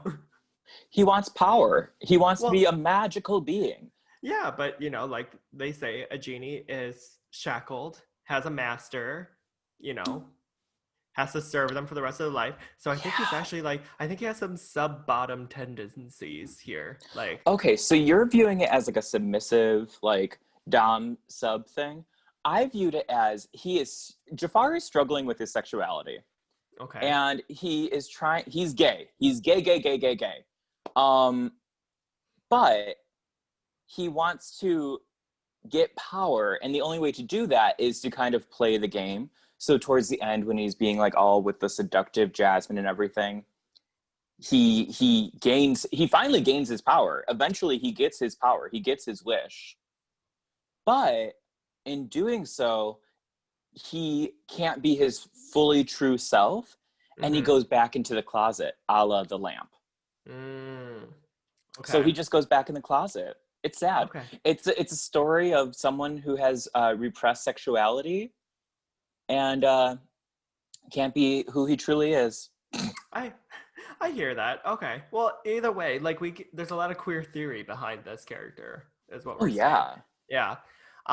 Yeah, I love Jafar. I love how he's also dramatic. He has a lot of funny Hmm. one-liners. I think he's probably one of the funnier Disney villains. He's funny because he's smart. He's funny because he is smart. Yes, and that's another thing too. We don't have a lot of smart villains on this. And No. he's pretty up there. I think he has an IQ of like maybe 120, you know? Like a little bit above Sure. I average. don't know what I don't know what is average IQ. 100. Oh, okay. I don't know Yeah. what I'm at. Probably like a 3. So like I I like Jafar also because okay, when you were a kid and you know how like the Sultan is playing with his like little glass Yeah.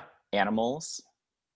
I used to love that, but I love that Jafar like hypnotizes him and like that whole thing just kind of like I don't know. It stuck with me. So now, as an older gay, I have little ornate glass animals all over my apartment, Right. and I hypnotize people too Also, I was gonna say, I with love my how staff.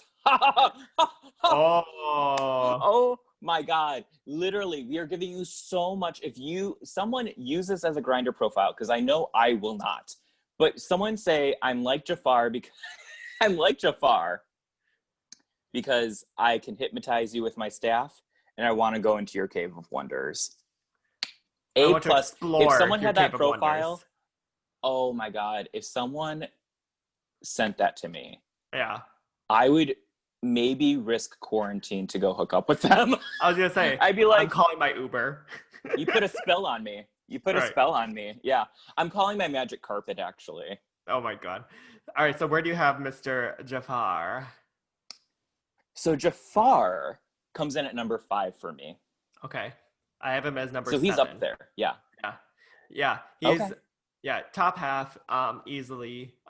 He's great. I think the So he's a one top. I don't think Jafar would be a top. I think Jafar would be like a Well, you said top half. top half. I mean, he would top me, I think. Do you think he's a power bottom? I think so. I think he's a bossy bottom. Yeah. I think someone with that big of a staff, but also wants to be submissive, gives me Hmm. like bossy bottom energy. Oh, totally.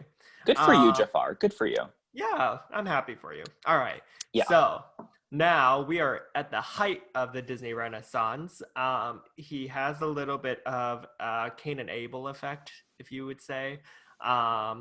He it's kind of just he's surrounded by idiots. You kind of sympathize for him. All he just wants is just to have a crown. It is Scar from The Lion King. And Well, be prepared because I got a list of reasons why I enjoy Scar. me too. Be prepared. I feel like we talked about Scar at one point, didn't we? In one of our previous I'm podcasts? sure we probably brought him up at some point. I think Yeah. Scar. When did we talk about Scar? I mean, here's the thing. If you take away like the subtle nod to fascism, Scar is great. The Like we subtle nod. obviously The hyenas are literally like this. I know they're like doing okay, so maybe it's a not so subtle nod. But Scar, he's a complicated character. He is. His brother is in the spotlight. His brother is ruling. He is the lowest of the low, or at least he feels like he's the lowest of the low and a bit of an outcast. Hmm. Um, it's Hamlet with lions. Basically, yeah. Um, yeah, because it's just like he has no power, other than just being the brother of this almighty popular king. Um, he's closeted. There's no way there's no way Mufasa would accept Oh my Scar god. if he came out as gay. Um, No. No, and he on top wouldn't. of no, and on top of that, Mufasa has this obnoxious little kid who, from day one, is like, "I'm gonna be king one day," and Scar's just like, "Okay, you didn't do anything for this, you little shithead." Um, so yeah, Mm-hmm. I'd be annoyed too, especially if my alpha brother like made him, and I already have resentment towards him. Right? Like I totally understand why. You know how like sometimes people will be like, oh, if you dye your hair, you're going through things. Scar dyed his entire mane black. Yeah. He is like emo king. So also like my type, an emo king. Uh, I also think that like I was gonna say he listens to like besides, Dashboard Confessional. oh my god, he's like Dashboard Confessional, My Chemical Romance, Death Death Cab for Cutie, Yeah. um, Taking Back uh, Sunday. Breathe Carolina, Yeah. like he's all of these things. But I feel like Scar, you know, he has a fabulous musical number. His hair is laid. He's looking great. As a villain, he kills off possibly one of the most beloved rulers within Mm-hmm. like the Disney universe. Mm-hmm. So not only is he fabulous and funny and just like a fun villain, he is evil. Like he killed someone. And as a Diabolical. child, diabolical. As a child, that is like the first time, because you know, Ursula, she wants power. Cruella wants a hot coat. Like Mm-hmm. these villains, Jafar wants power. Scar straight up is like, I killed Mufasa. Like that is Right, like I so hate my dramatic. brother. Fuck you. Yes. He Yeah. kills him, lies to Simba, takes over, completely like ruins the kingdom. I think what's weird is when Donald Trump, when that orange fucking Cheeto watched the Lion King, he was like, I kind of like what Scar's doing. Right. I'm into it. He was like, yeah, I'm going to convince all of the hyenas to AKA the vote for me. Republicans. Yeah. Yeah, yeah. And this cult of Trump or the cult of Scar took it to task, and they were like, yeah, we're going to support you. Now, if you know how this ends, Mm-hmm. this is how it needs to end. In The Lion King, if you have not seen it, Scar is thrown off the edge into the fire, but he doesn't die. He kind of gets back up, and his hyena followers realize they've been lied to this whole time. He's lied to them. And he is eaten by the hyenas.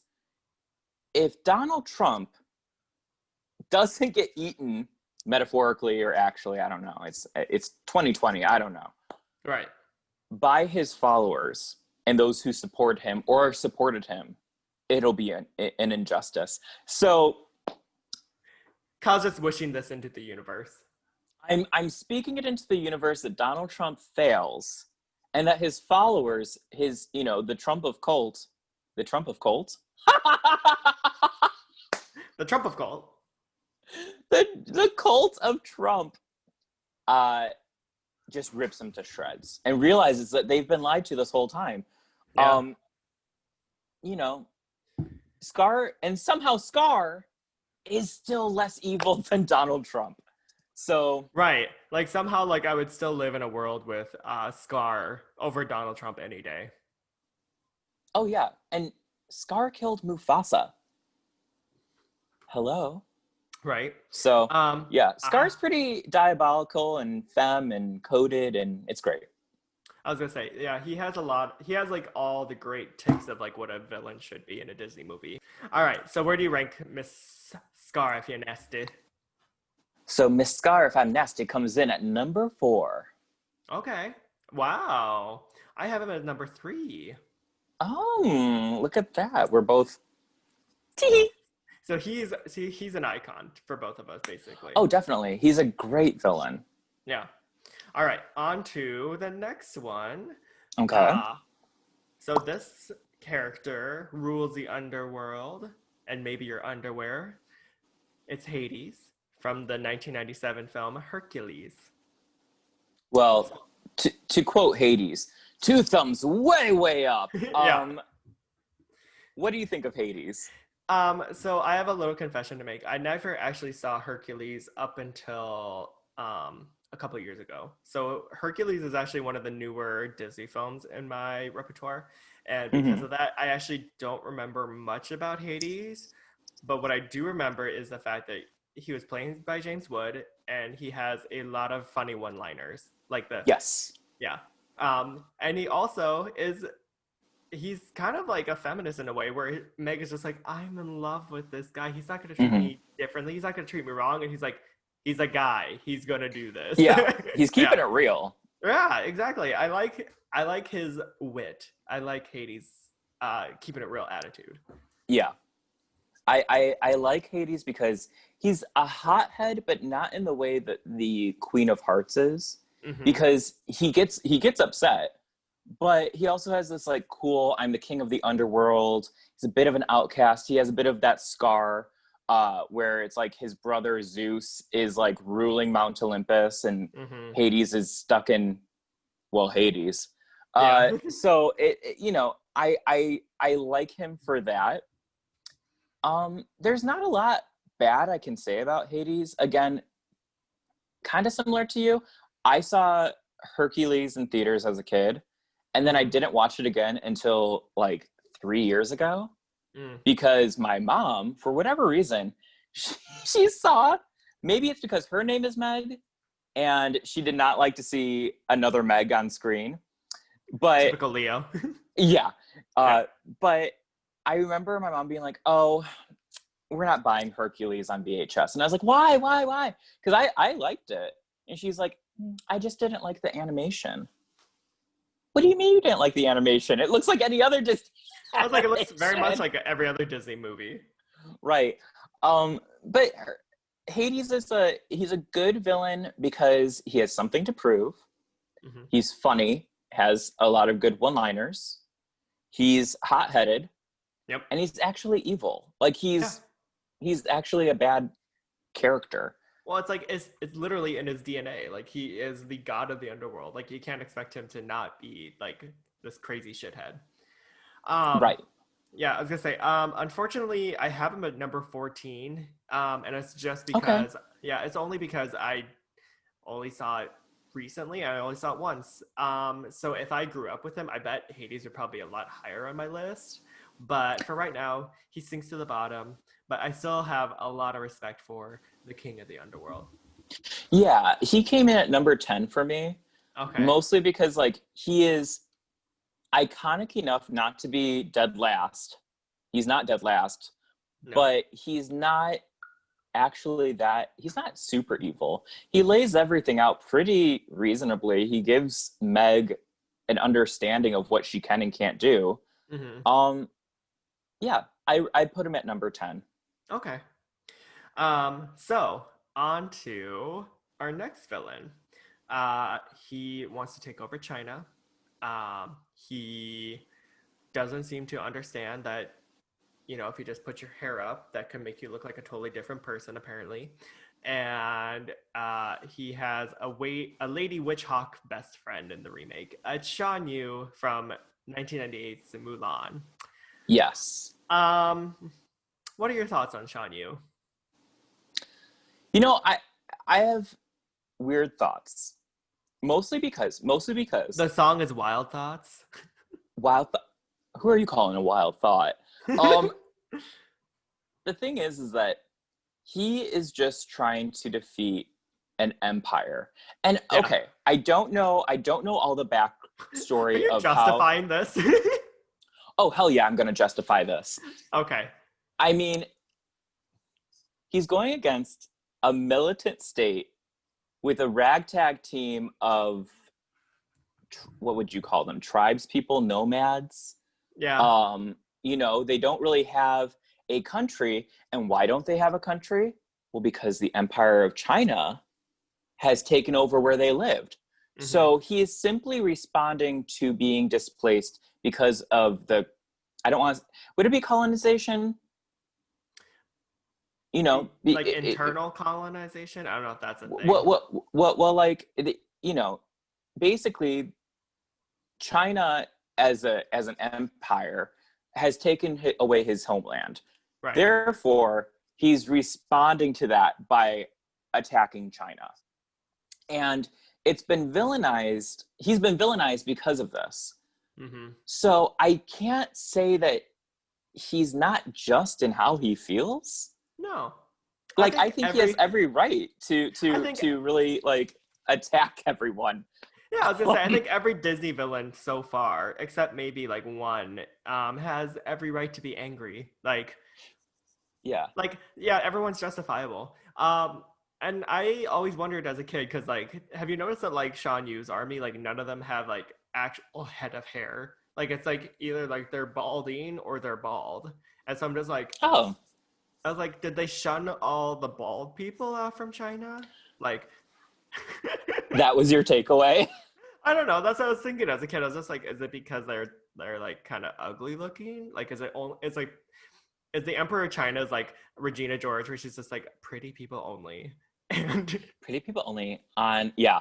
Uh, I also think that as an adult, um, and thinking of how to decolonize a lot of my understanding, I feel like I might be part of his army. I might be like, yes, we need to take back your land from this empire. yeah, So I kind of get it. That and you're being kind of said, balding, so I'm kind of, we're done. We're done. I'm triggered. This is a new wig. I mean, it Do you looks like it? great. I Thank you. do. It's a lace front. I I was blended it like, really well. I was Thank you. like, fix the front. Also, the way that he dies, spoiler alert, and at least in the animated version, exploding into fireworks, He goes out with a bang. he goes out with a bang. So I appreciate that. So Yeah, thank you, Mulan. Thank you. yeah. Um, what do you think? Because I just went on this So whole rant about, and I feel like it really came in from like an adult point of view of how I feel about him, yeah. as opposed to like as a kid, which as a kid I thought he was scary as hell. I was like, I can only imagine like 8-year-old Kyle being like, "This is a colonized military, like Yeah, fascist state." Like, go Sean Yu. right, right. That, So yes. yeah. So Sean Yu, I think that he is a good villain in a lot of ways, in the sense that he's like, there's like a creep factor about him. Mhm. He is willing to like take out villages, like, and kill young children to get what he needs. The only thing is that I feel like Sean Yu, there's no character of him in the animated film. Like, you don't really know much about him or his He's just a motives. bad guy. Yeah, he's just like a generic bad guy. Because I know him the least, and because I think that I would probably go up to, like, let's say all the Disney villains were at a party and they're in the room, I would Mhm. probably not want to go up to Sean Yu the most. Like, I think he would probably be the one I'm like, I'm not gonna fuck with you tonight. He wouldn't be Um, good at conversation. You just know right, it. right. Well, you would see like Ursula and like Jafar like doing like their magic They tricks would, over in one yeah, thing, yeah, they'd and have like fun. Scars like in the corner like choosing like emo terrible music, and like Just everyone's just like like, drinking a why? martini. Yeah. Yeah. And Sean, you would just be kind of like that guy. You're just like, no. We're like, he's Um, got issues. yeah, just His like, best friend's a bird. right. So unfortunately, Sean Yu is my least favorite Disney villain. I have him at number 16. Really? And you're such Yeah, a fan of Mulan, though. I know, and You're a fan of the movie, but you hate the villain. I don't know if I hate him. I think I'm indifferent towards him, and indifferent is worse than hate. Oh, You yes, know? I agree. Yeah. Yeah.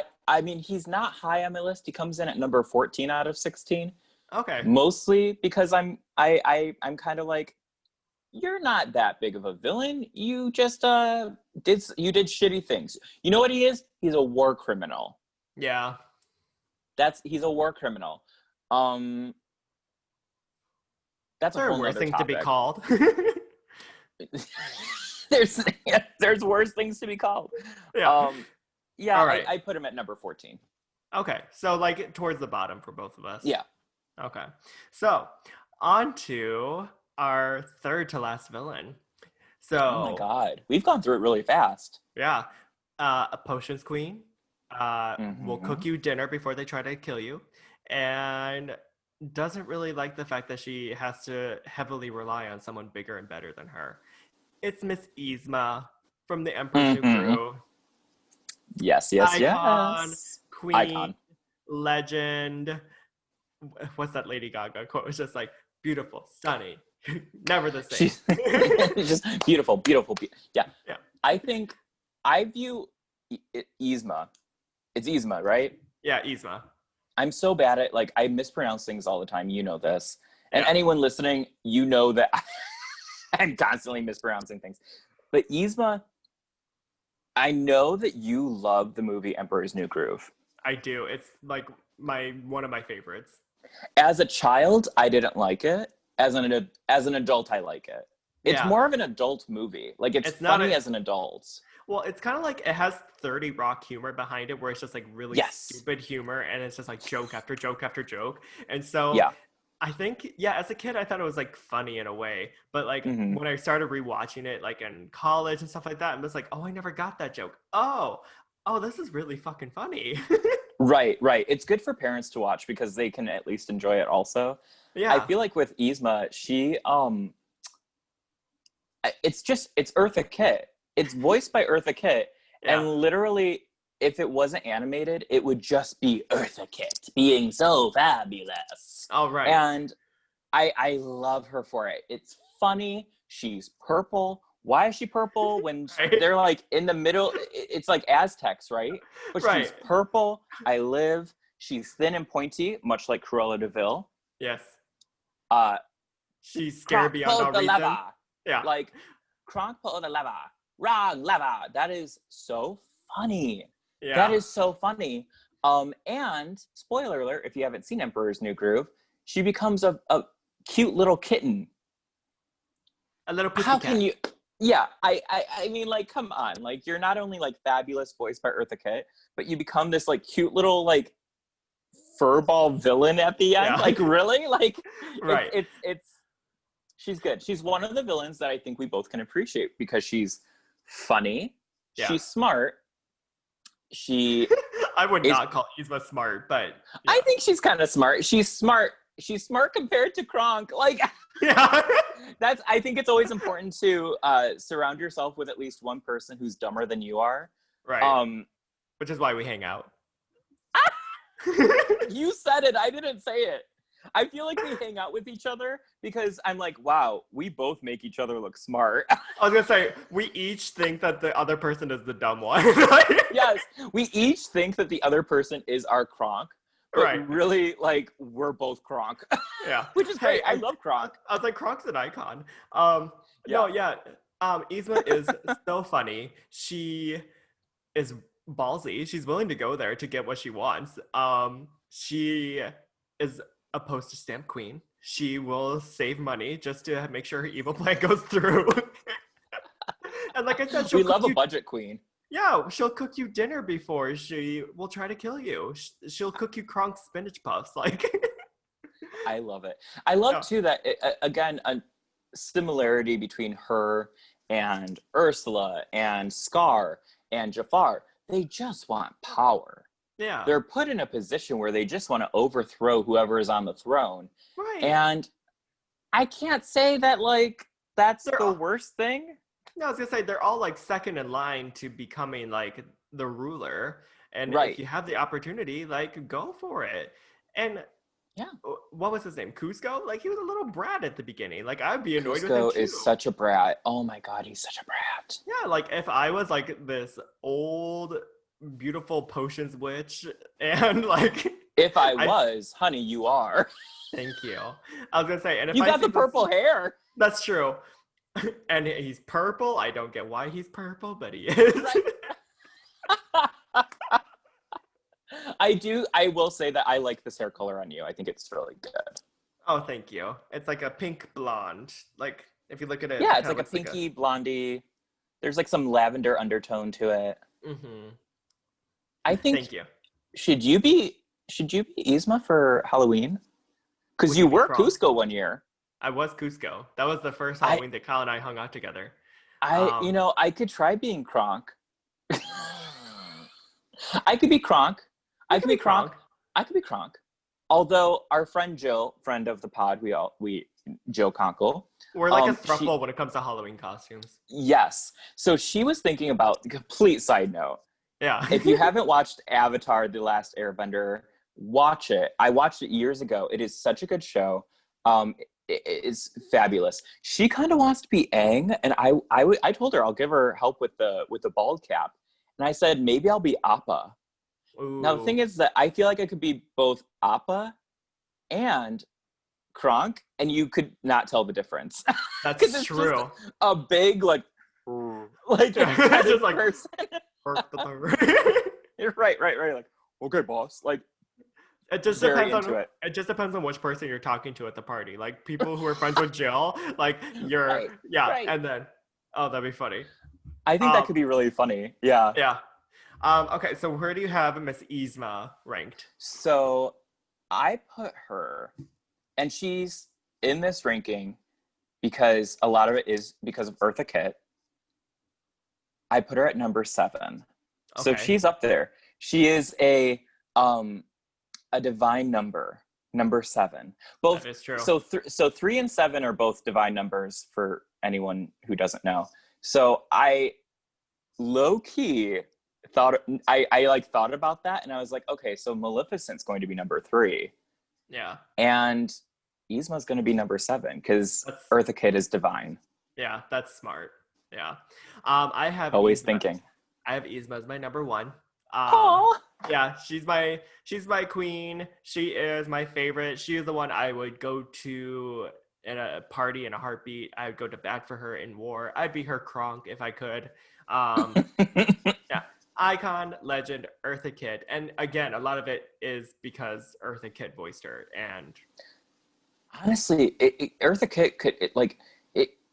It's fun because it just feels like Eartha Kitt being Eartha Kitt, and then they animated over what she was talking about. right, it's just like you just watched her like have this like conversation with like her assistant one day of like wanting to take over the world, like, and we're like, let's Yeah. make a movie about this. Right.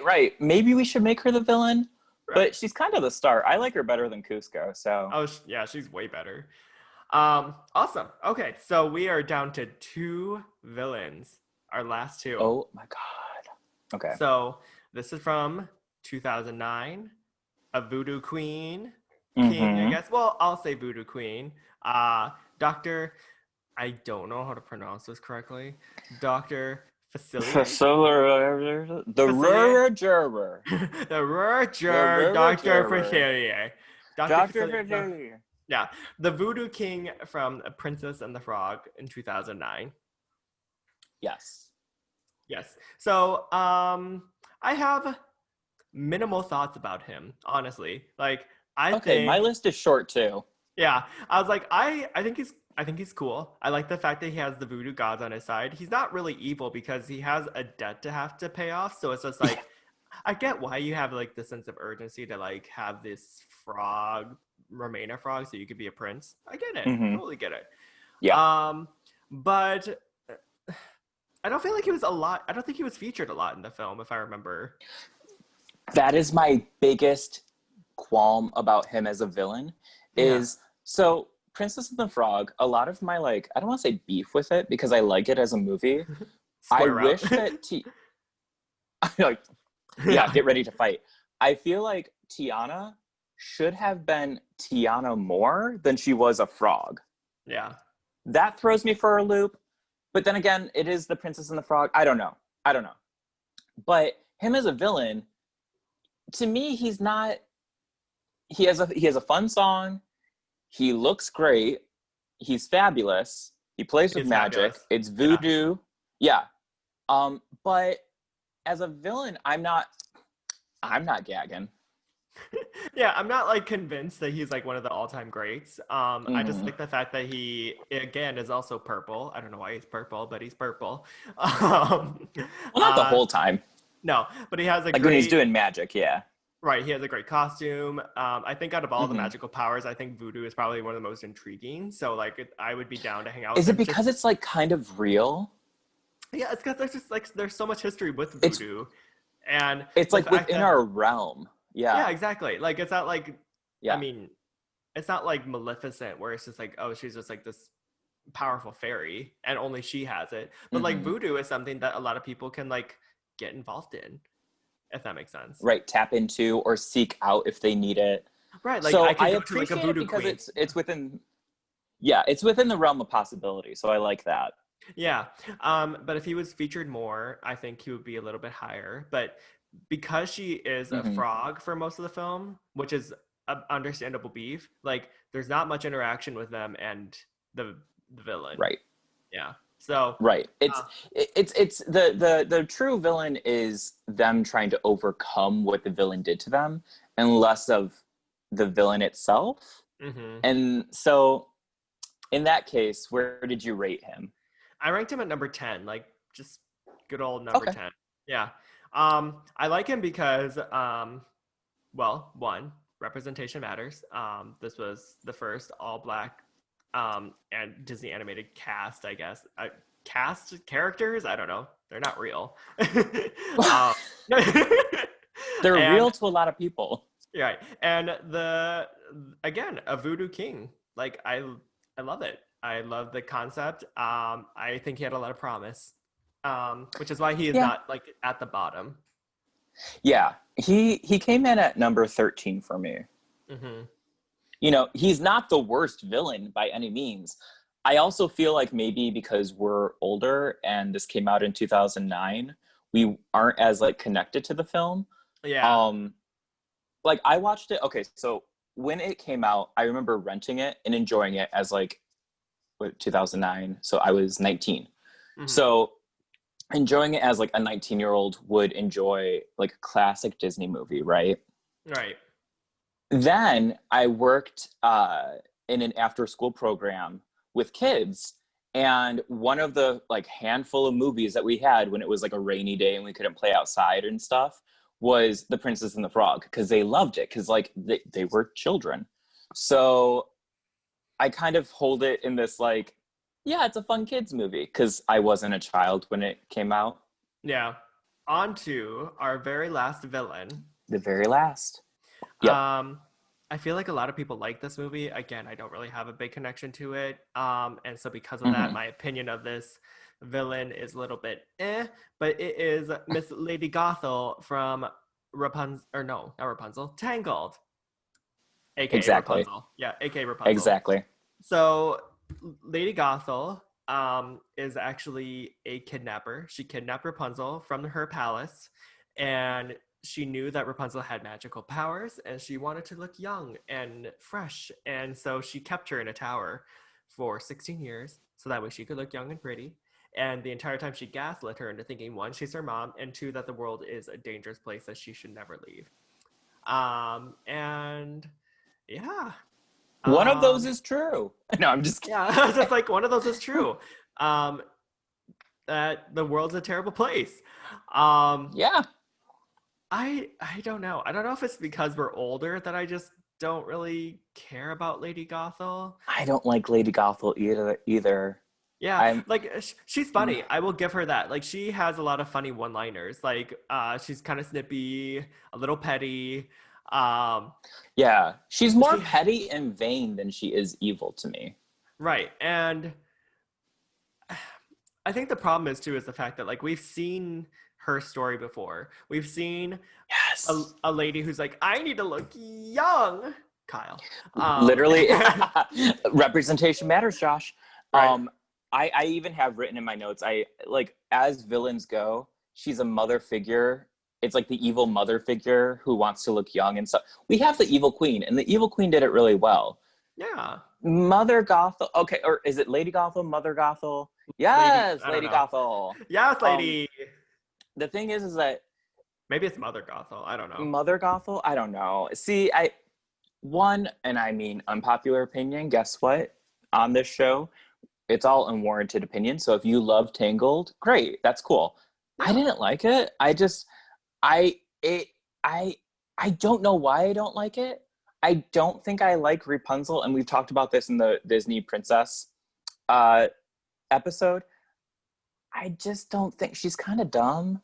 And the thing Yeah, is that she's like this villain Gothel, she yes, she kidnapped her. Don't kidnap people. That's just like, don't do that. That's not good. please don't. No. Um please don't kidnap people.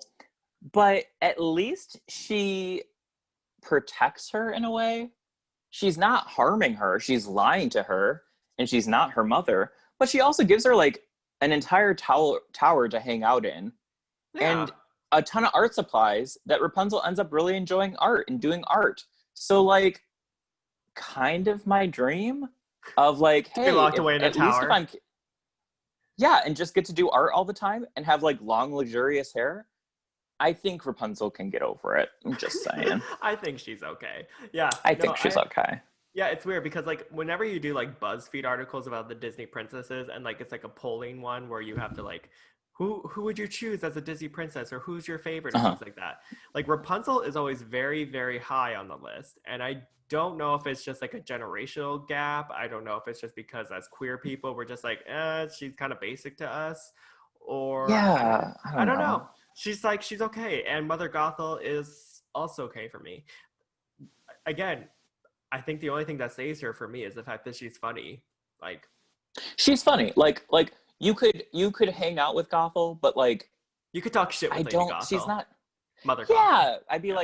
like she's just not this kind of she's not as villainy as I'd want. That's all. Yeah. Like, as a villain, she fails. But as a person, I would hang out with you at a party. Yeah. So what? She kidnapped a kid. Sorry, So Sean what? Yu. Yeah. Sean Yu be killing people. Right. Gothel just kidnaps them and uses their magical power hair. Yeah. I mean, and These aren't who hasn't been envious of someone else's hair? Let's be real. Like, true. If I yeah. knew that someone had like beautiful magical hair, I wouldn't kidnap them because that is a crime. But in Disney World, or not Disney World, in the Disney universe, I was like not physically Disney World, but the Right. Disney universe, maybe I kidnap them and use them for to look younger. Yeah, why Maybe. not? Yeah. I would supply them with art supplies too. They would live a fine life. Yes. I Rapunzel agree. wasn't hurting any. It wasn't like No, she was just separated by her real family. No big deal. she didn't know that though. She didn't know that. Yeah. That's fair. All right. I'm an apologist for Gothel. Okay. Apparently. Where do you have Miss Gothel ranked? Uh, she comes in at number 15, so she's second to last over the Queen of Hearts for me. Okay, I have her as number 9. And I think in hindsight, actually, I think I ranked her a little too high. I might actually, on this podcast as we speak, openly say I'm gonna switch her and Dr. Facilier around. Yeah, You heard it eh, here. you heard it here, folks. Okay, so Should we go for through like just like a quick recap? yeah, I was gonna say. So number Okay. 16, who do you have? 16 for me is the Queen of Hearts. Okay, mine is Shan Yu. Number 15, I have Lady Tremaine, I have Lady Gothel or Mother Gothel, the Gothel. the Gothel. At number 14, I have Hades, 14 for me is Shane Yu. Shan Yu. Um, Sean Yu. Shane Yu. Oh my god. Number So 13 stupid. is the Queen of Hearts for me. 13 for me is Dr. Voodoo King. Okay. Number 12 is Captain Hook. Number 12 for me is also Captain Hook. Okay. Number 11 is the Evil Queen. Also, number 11 for me is Evil Queen. So we have 2 matches. Okay. We have 2 matches, yeah. Not Number that this 10, is a game, but no, but it's nice to know. Number 10 is Lady Gothel for me. Was number 9, but I 10 put her down. Yep. number 10 for me is Hades. Okay. Number 9 is Dr. Facilier for me. Number 9 for me is Gaston. Okay.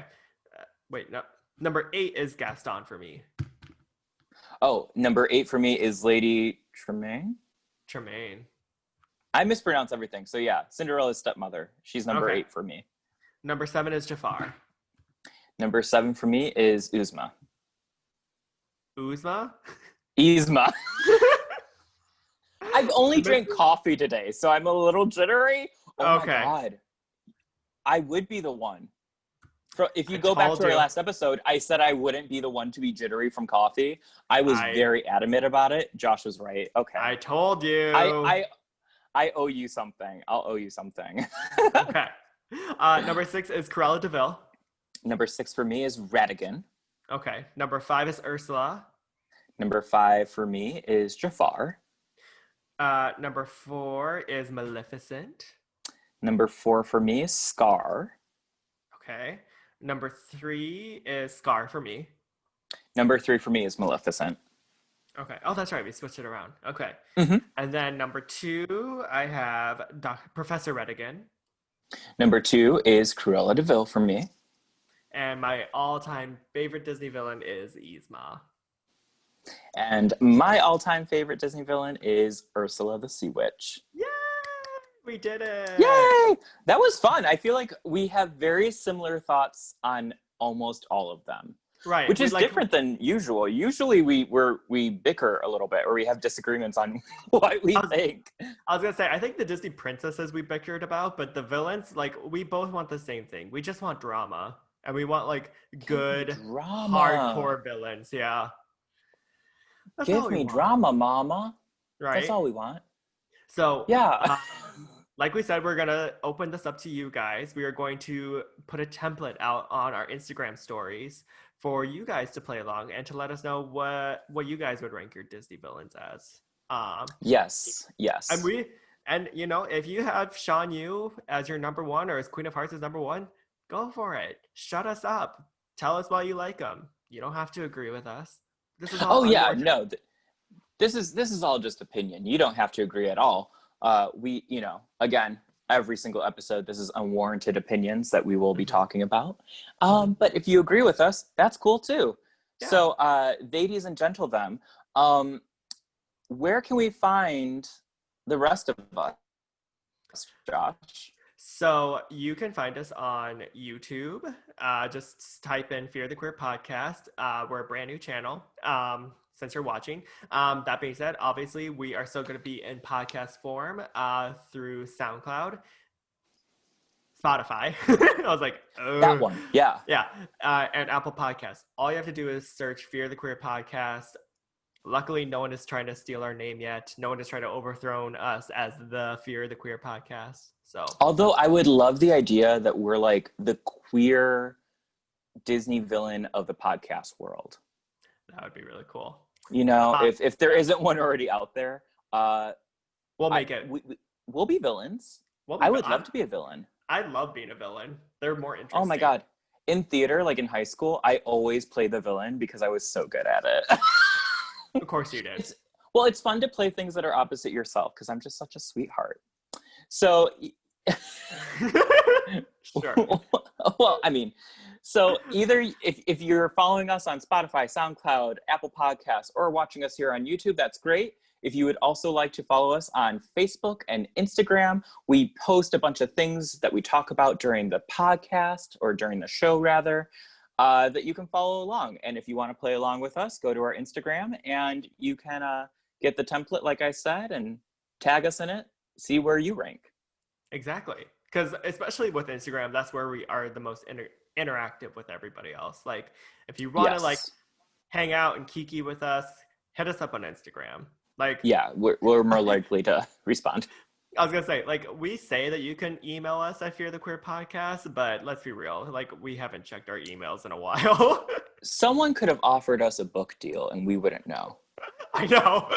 It's kind of, I don't even want to look because I'm like, oh my God, someone could have messaged us like 2 years ago. Right, and we would have been like, whoops.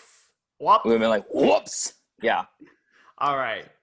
Well, as always, I'm Josh. And I'm Kyle. And we're Fear the Queer. Fear the Queer. Bye. Ooh, that's my villain. Can we try to disappear?